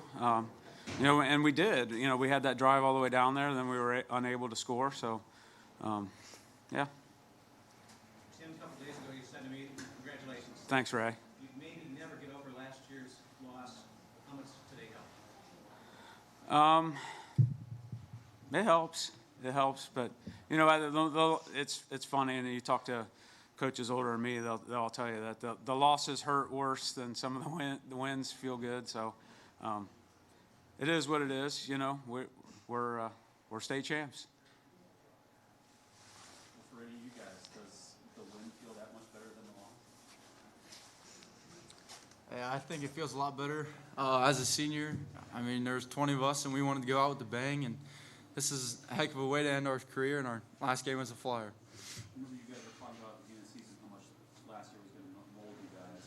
Do you feel like it did mold you guys to stave off Cuyahoga Heights' comeback today? Yeah, I mean, it had to be going through all of our minds. It was definitely going through my mind. Heart's beating fast, blood's flowing. I mean, we just had to go out there and defense keep playing the way we did, and our defense kept us in this game.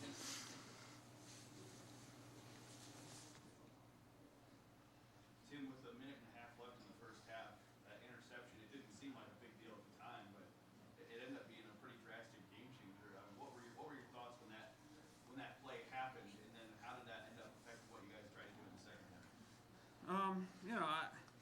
It may have gave them a little confidence, a little momentum maybe, but in terms of what we thought we could do, we were at that point we were still doing basically whatever we wanted offensively at that point, and obviously that changed big time. Tim, there's a lot of stuff people are going to talk about this game, but talk about that 99-yard scoring drive, converted 3 third downs and 2 fourth downs, including a touchdown. Thought that was obviously huge. Oh yeah, and in hindsight, it was a lot. It was a lot more huge than maybe we all thought at the time, you know. But you know, I really, like I said at halftime, you know, I really felt good. I thought we were doing what we wanted to do up front on both sides of the ball, controlling the line of scrimmage. You know, but obviously that 7 points was pretty big. You know, you drained that 9:40 off the clock. All right, that is Tim Goodwin talking about his team state championship, 5th in the last 6 years for Marion Local. The Flyers are Division VI title holders and the 9th state championship in school history. Look at their title game appearances. 11 now in 16 years is pretty darn good. Yeah, I mean, they've built a dynasty up there. We talked about it in the pregame show. You know, 100 and some boys in the school, 90 of them play football. You know, it is a tradition there, and it is just almost a way of life. And not just there in Mercer County, and I know we'll talk about the rest of the MAC conference here in a little bit, but, you know, hats off to Coach Goodwin and what he's been able to build there and continue to build. 31st MAC title in football, as that conference has been dominant, and Minster and Coldwater still have chances to get a 3-title year for the MAC, which happened in 2014. Much more coming up here on this OHSAA Championship post-game edition in Division VI. Ligers in the air and on the ground, leading the Flyers to a 4-point win.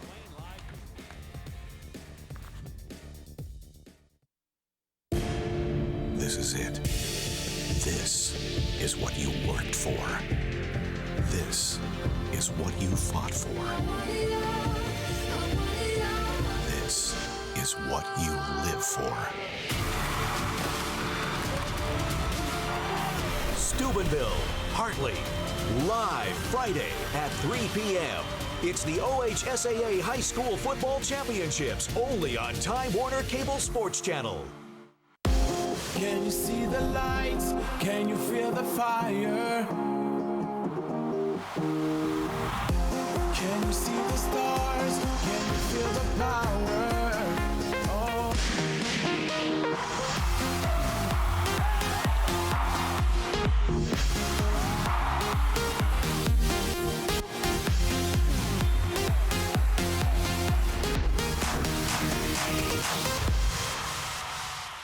Hi, I'm Clark Kellogg. Join me for the Clark Kellogg Classic at Ohio Dominican University as we celebrate the official start of the high school basketball season. Over, shot is up, shot is in. You'll see many of the top girls and boys teams in Ohio. It's all to support the great work being done by these fine charities and organizations. The Clark Kellogg Classic at Ohio Dominican University. Tickets are $10 and under at clarkkelloggclassic.com.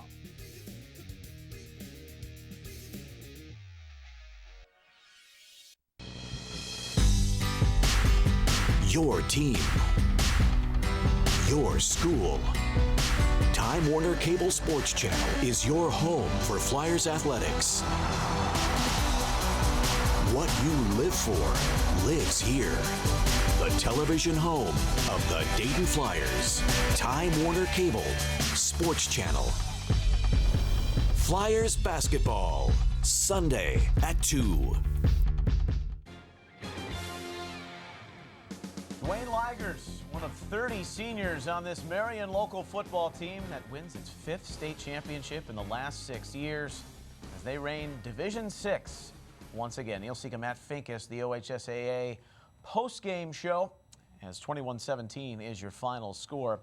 Ligers, he's impressive offensively. He was almost as impressive defensively. And I know the turnovers maybe muddled his offensive performance, but he was huge in the first half. 114 yards passing, 113 on the ground, part of that 19-play, 99-yard drive that ended in the touchdown run. He had one from 22 yards out, but did a little bit of everything today. He did. I mean, made some big stops in the open field from that linebacker/safety position. But then when you look at what he did offensively, 227 total yards, 114 through the air, 113 on the ground, 2 of the touchdowns accounted for. Yeah, he had the 2 interceptions, one of them kind of that contested ball in the end zone. But it seemed like every time that the Flyers needed a big play, he stepped up and made one, whether it was that touchdown there that you saw for 22 yards, huge conversion on a 3rd and 9, I believe, in the 4th quarter to keep the drive moving and keep the ball in the hands of the Flyers and away from the Redskins. He just was an impressive guy. He's tough to bring down. just he had the fumble there as well, but man, just every time they needed something to happen, he made it happen. Ryan Kavanaugh pointed this out during the course of the game, especially in the second half where things were getting a little choppy. There were even a couple of Ligers turnovers, but Tim Goodwin said, we're still going to put the ball in your hands to try and make plays because you're our best player. Yeah, I mean, you can't go away from the guy. No. I mean, he's the guy who's made everything happen for you. But, yeah, just very impressive of what he was able to do all game long. Well, speaking of choppy play, speaking of the second half in general, as Moeller would go in from a yard out, great first half by Marion Local, and they're thinking, man, this is all sunshine and roses. Not quite. It had the remnants of last year's game where they're thinking another Chagrin Valley Conference foe makes a run. You know that the Redskins weren't going to lay down, but they forced some turnovers. Things got a little interesting in half number 2 where they were outscored 14-0. Well, you heard Ligers there in the post-game press conference talk about it. He was thinking it. The team was thinking it. They knew what had happened last year. They knew that that was in their minds what Kirtland did, able to come back, and it looked like the same thing was happening there with Cuyahoga Heights. Luckily, that defense was able to really step up, make some big plays when they absolutely had to, and stop the Redskins before they really had a chance to get rolling there. And a couple of the big possessions there at the end of the game. Jack Holman had a big sack on the last drive. Matt Rethman, previous possession, had a big interception. Knapp Schaefer is one heck of a football player. The front four, you didn't have to blitz. The front four could get pressure all day long on that offensive line. They did. I mean, and not just the pressure on the offensive line with passing, but again, 47 rushing yards from a Cuyahoga Heights team that was averaging 212 a game. So they really came to play. Front four, linebackers behind them. They were running to the football the entire time as well. So a lot of great play on the defensive side for the Flyers. Marion Local gave up 17 points for just the second time this season. They lost that previous game to Coldwater. This time they are the champions of Division 6. They pull through 21-17, the final score. More coming up on our OHSAA postgame.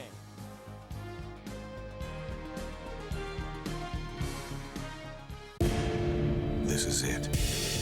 This is what you worked for. This is what you fought for. This is what you live for. Steubenville, Hartley, live Friday at 3 p.m. It's the OHSAA High School Football Championships, only on Time Warner Cable Sports Channel. Hi, I'm Archie Griffin. Whatever the sport, wherever it's played, there's one thing that student athletes, coaches, and fans can all share: sportsmanship.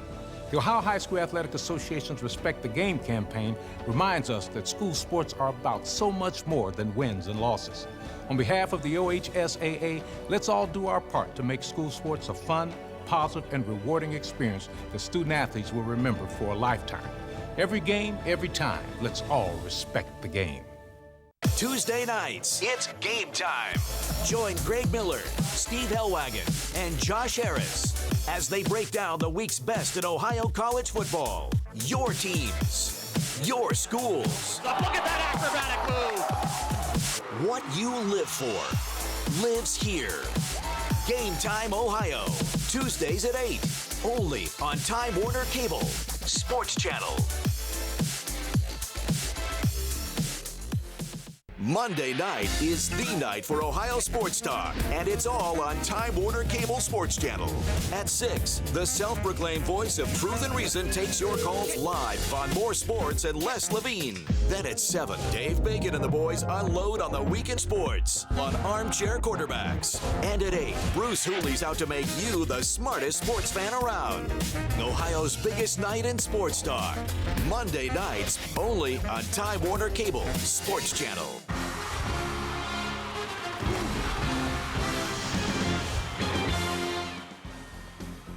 Unforgettable season for the Redskins of Cuyahoga Heights as they fall just 1 game shy, 4 points shy in their first loss of the season. Division 6 title game as Marion Local wins their 5th title in 6 years. Their 20-year head coach, Al Martin, is at the podium with his post-game thoughts. I was really proud of the guys coming out in the second half when things didn't look good. We talked in the locker room about playing loose, playing hard, playing with some fire in their belly, and they did that. That's how they've played all year. They were disappointed in how they played in the first half, but couldn't be more proud of how they played in the second. They came out and gave us a chance. We blocked a punt, worked on that hard during the week, and got one. Gave us a chance to score there, scored another time. Never really found any great rhythm offensively. It's a really good defensive team. They're really well coached. They mix things up a lot. We got in a little bit of a rhythm at a point. Then we had a shot, really bad play call on the pick in the fourth quarter. It was a bad formation to run that play in, and the backside corner on Marion did a great job of sniffing it out, and it was just a really bad call at that point in the game. So that was disappointing from a play calling perspective, but really was proud of the kids and how they came back and had a chance to win it. So before we, I'm sorry, could you tell us what players we have? This is Brett Lowther, quarterback, linebacker to my right, and to my left, Chad McDaniel, our center and inside linebacker. Was that what you were alluding to when you were telling the kids, hey, our play call here or there is the difference? Yeah, some bad play calls by me. I call the offensive plays and put them in some bad situations in the second half when we were kind of on a roll, had them on their heels a little bit. And, you got to make the right calls. And we burned a timeout when we didn't need to because I didn't realize it was 4th and 1, just really poor play there. So you lost the timeout when you never should have, and it could have obviously helped us towards the end of the game. So, yeah, disappointed in that. Coach, the pick you had in the second quarter, how much do you feel like it gave the defense confidence to go get 3 more takeaways in that block run in the second half? Yeah, I think with any team, you get a little momentum going, you start feeling good, you play with a little more energy and a little more fight, and we've kind of played like that all year, but, we didn't start off that way, but I think it gave us a boost.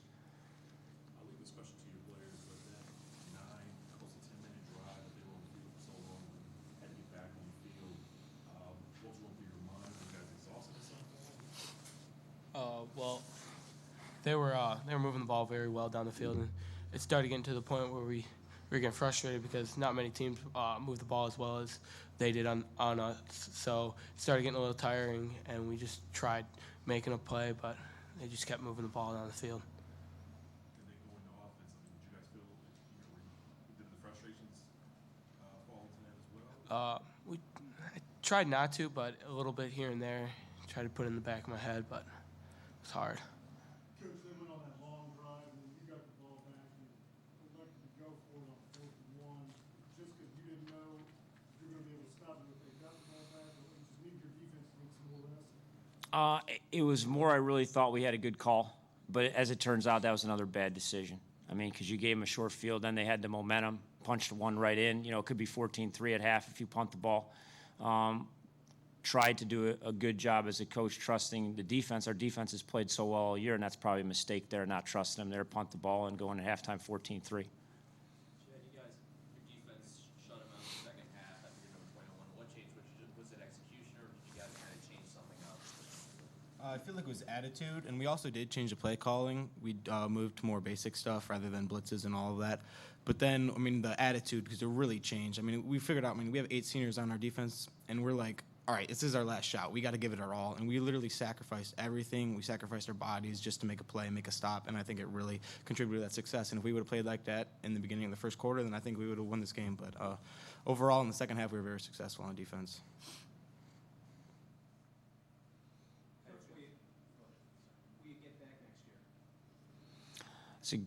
It's a tough question. Obviously, it's I don't know how many years we've been at school, but it's the first time in 70 or 80 years, maybe more. I should know that. This is a really good group of seniors. A lot of them have been playing since their sophomore year. So it's going to be a tall order. We got a lot of kids coming back with some talent, and we're optimistic that we'll have a successful season, but it remains to be seen how well we can do.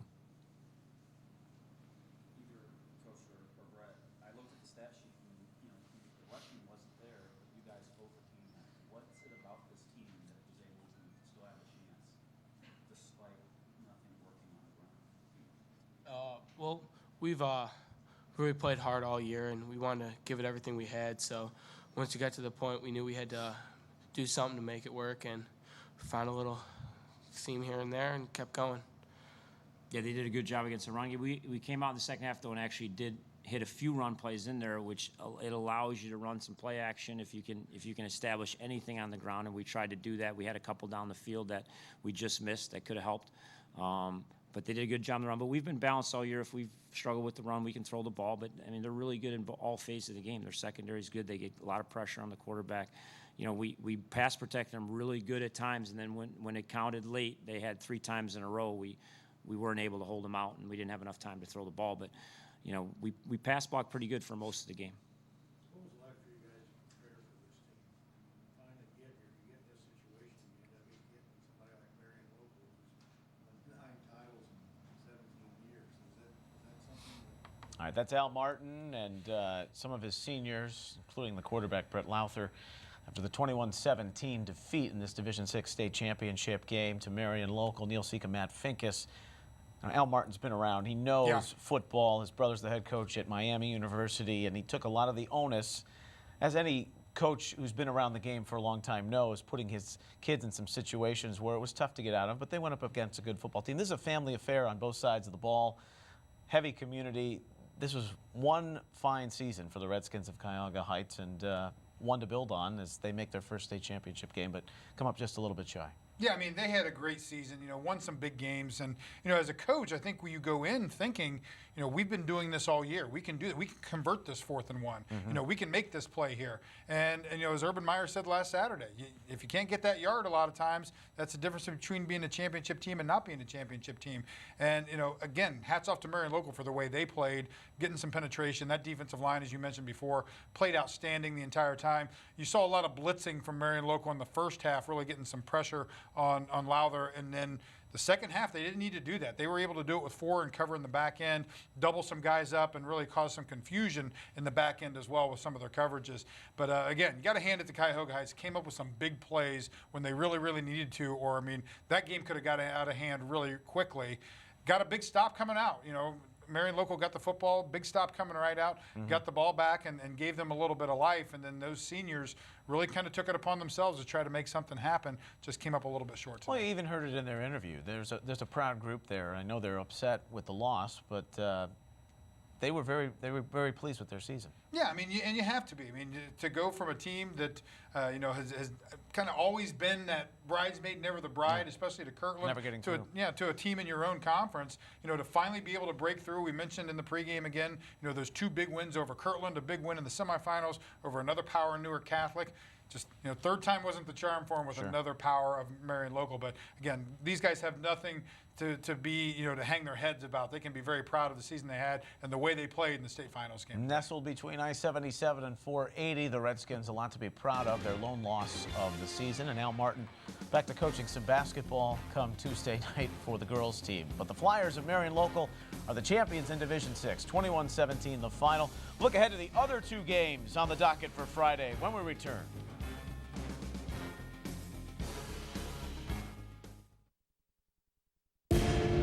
This is it.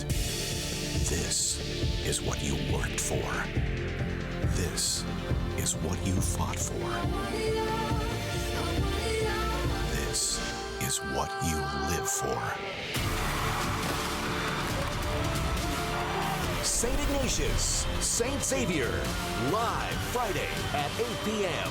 It's the OHSAA High School Football Championships, only on Time Warner Cable Sports Channel.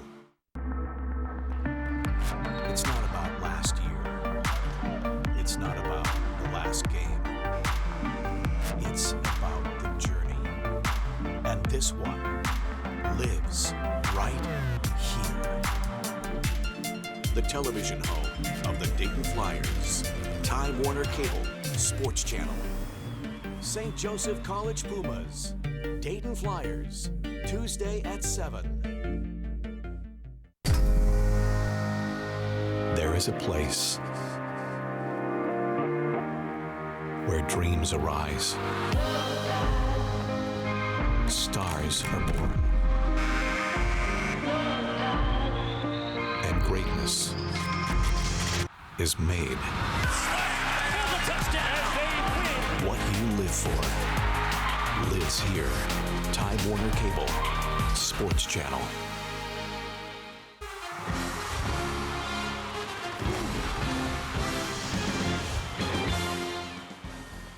Two games in the books, 5 more to remain. Neil Seeka, Matt Finkus at your championship postgame edition here as Marion Local wins the Division VI title 21-17 over Cuyahoga Heights. Last night, Division II kicked things off at the Horseshoe. LaSalle trying to win 3 in a row in Division II.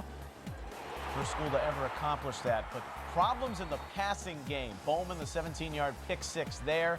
But in the second half, give it to the D1 athlete. Trayshawn Smith, who's headed to Louisville, playing in the secondary for much of the season, he took over in the running game. He did, and I'll tell you what, this was a game that, as it set up, you thought Massillon Perry was going to come out on top of this. This is how they normally win some of these close football games. They win ugly. They run the football, they play great defense, and they shorten down that game. But I'll tell you what, LaSalle found a way with Trayshawn Smith in the second half to get the job done and get some big plays out of him. 2 touchdowns, 135 yards rushing. As LaSalle wins 3 in a row. Just the 8th school to do that in OHSAA playoff history. Here's the schedule for the rest of today. 3 o'clock. So just over 90 minutes from now, Steubenville and Hartley will kick it off in a rematch in Division 4. It's the first rematch ever in that division. Hartley won 31-28 last year. And then tonight, looking forward to this one in Division 1. Cleveland St. Ignatius against St. Xavier in 3 games tomorrow. Looking ahead to the rest of the day's action, we'll start in Division 1. St. Ignatius, St. X, 3rd time they'll play for a state championship. Wildcats winning in '92 and 2001. They won in Week 9 of the regular season this year against the Bombers. Really wasn't close. They dominate up front with that offensive line. Mark Bobinski has been really strong. Patrick Ryan's been making big plays all throughout the playoffs. Yeah, I think Patrick Ryan is going to be the key to this game later on tonight. He's the quarterback. He makes great decisions. They don't ask him to throw the ball a lot. He's very effective with his feet, but when he throws, he's very efficient, and then he makes some big plays with his feet. And that's St. Ignatius defense, especially the linebacking core. So much speed there. They make plays all over the field. And those guys, it's going to be tough for them to score against a St. X, or tough for St. X to score against that St. Ignatius defense. And again, you see Bobinski there running it in as he did so many times so far this year. But this Bomber team, Matt's pick at the start of the year to win it all, they were 4-5 after that Ignatius loss in Week 9. And suddenly they have 9 lives. They've won twice in overtime. They held off a late charge by Pick Central last week. Sean Clifford, who's headed to Penn State, really not through the air, but on the ground is how he's been making plays. The defense has come up with huge stops and turnovers all playoff long. Yeah, I mean, and we talked about Ignatius a lot during the season about not knowing how good this team was because they didn't play a very strong schedule at the beginning. St. X is the exact opposite. You knew that they were going to be a good football team, just didn't know if they're going to have enough points to get in the playoffs because they played a murderous schedule, only losing 2 games. Yeah, only losing 2 games there to teams from Ohio. Their other 3 losses all from out-of-state powers that lost to Ignatius and then an overtime loss to Coleraine in Week 2, which they eventually reversed that in Week 2 of the playoffs with an overtime victory. So 9 lives. I mean, again, these guys they always seem to come out on top here. We'll see if it happens. Do they have a 10th? That's the question. Columbus St. Francis de Sales, the only other team to play for a state championship with 5 losses. They did not win that game in 2001. St. X would be the first school to do that if they win tonight in Division 1. So hard to beat a team twice in one season. It is. Too. It really so is. Hard. And Cleveland St. Ignatius, when did they lose their only state championship game? 20 years ago to Lima Senior. They are 11-1, which is just a mesmerizing record when you think about the Division I championship. Division 4 comes your way at 3 o'clock. It's Steubenville, the Big Red. No strangers to success, although they haven't won a title in 10 years. 2006. Big plays, huge plays defensively. They're plus 12 in the turnover margin. They get a rematch against Hartley and that ground game. Right now, the Big Red putting up a lot of points and hope to do so in about 90 minutes or so. Yeah, they've been pretty exciting all year long to watch. A bunch of big plays, even in the playoffs here. 4 plays of over 85 yards for touchdowns in this playoff run that they've had right now. And you know what Hartley does so well. They love to run the ball inside, outside, get you guessing. They just execute. That big offensive line loves to roll off the ball and just maul guys on the defensive line of scrimmage. They do it so well. Great running backs, able to bounce off blocks and keep their balance and really get some big yardage after contact as well. So this will be a great game here, kind of a little bit of contrasting styles. Got a little bit of a flash factor with Steubenville and just that old school grind it out and pound it with Hartley. Last year, barn burner of a game, great game, maybe the best game that happened in all of the playoffs. But Steubenville came out on the wrong side of that. I know they're going to want to avenge that this year. Jose Davis was the quarterback of Bel Air in Division 4. 21 years ago, his son Javon is the quarterback of Steubenville, trying to lead his team to a state title. Bel Air came up shy in 1995 to Versailles. Marquette Dixon. Can he be stopped? Almost 2,500 yards on the ground rushing for Hartley as they go for back-to-back titles. We're going to take one more break here on our championship post-game show. Come back, wrap it up before we get you set for that Division 4 final. Marion Local in Division 6, state champs, 5th time in the last 6 years.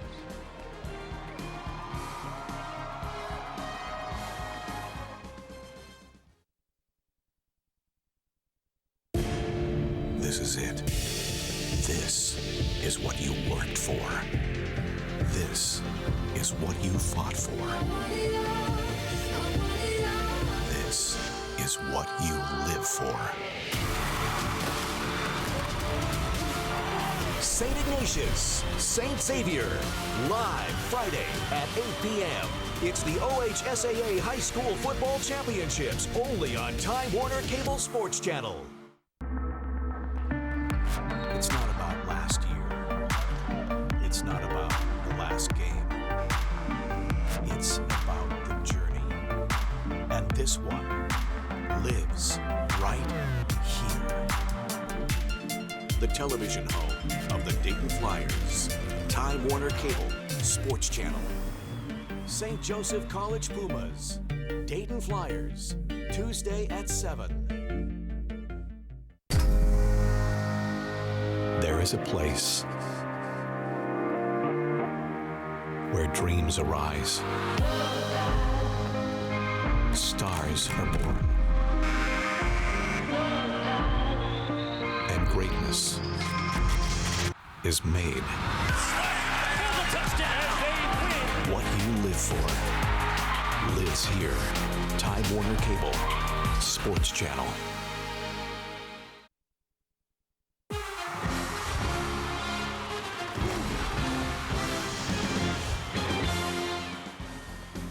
Championship post-game from Division 6. Neil Sika, Matt Finkus as Marion Local is a title winner for the 5th time in the last 6 years. Another trophy for the MAC, Midwestern Athletic Conference. Minster, Coldwater still have chances to do so later on this weekend with 2 games tomorrow. Finkus' final thought, we're through 2 championship games. LaSalle has a 3-peat. Marion Local creating their dynasty or continuing to build on what they've done the last 2 decades. Yeah, I mean, I tell you what, I think the highlight for me or the final thought so far after 2 games is turnovers. 8 turnovers last night in that Division II game, 5 today. Man, just kind of a struggle for these teams to, maybe it's nerves, maybe it's jitters, but they've been struggling a little bit to hang on to the football. Yeah, rehashing of this one, Lowther scoring. There were 3 second-half turnovers from the Flyers. This big blocked punt. Chase McDaniel setting up Lucas DeRazio. Takes it in from a yard out. 21-17 at that point. They didn't go for 2. So they needed to score. They had a couple of chances late. Defense coming up big again with this fantastic Seelig interception. We let out a yelp in the studio when he made that pick, giving the Redskins a shot, but Lowther, his final passes would fall incomplete. Holman bringing the pressure here and making the big sack. Yeah, I'll tell you what, I mean, for all the scoring that these teams do going into these playoffs, it's really been defense. You go back last night and tonight, defenses have really been taking center stage, and maybe one player, putting the team on his back offensively, as we did with Ligers today. But yeah, I mean, the defenses last night and today have played outstanding. All right, so Marion Local, 5 titles in the last 6 years. We saw LaSalle last night win their 3rd in a row. Can Hartley starting to build a little mini dynasty of their own. They have won the title last year, trying to win 2 in a row for the first time, and they've won 3 in the last 5 years. And Steubenville saying, not so fast. Steubenville has their own little dynasty, yes, though. They just do. Hasn't had it recently. So. It's been 10 years. Matt Finkus, Neil Sika, back with you at 2:30 to get you ready for the Division 4 championship. Thanks for watching, everyone.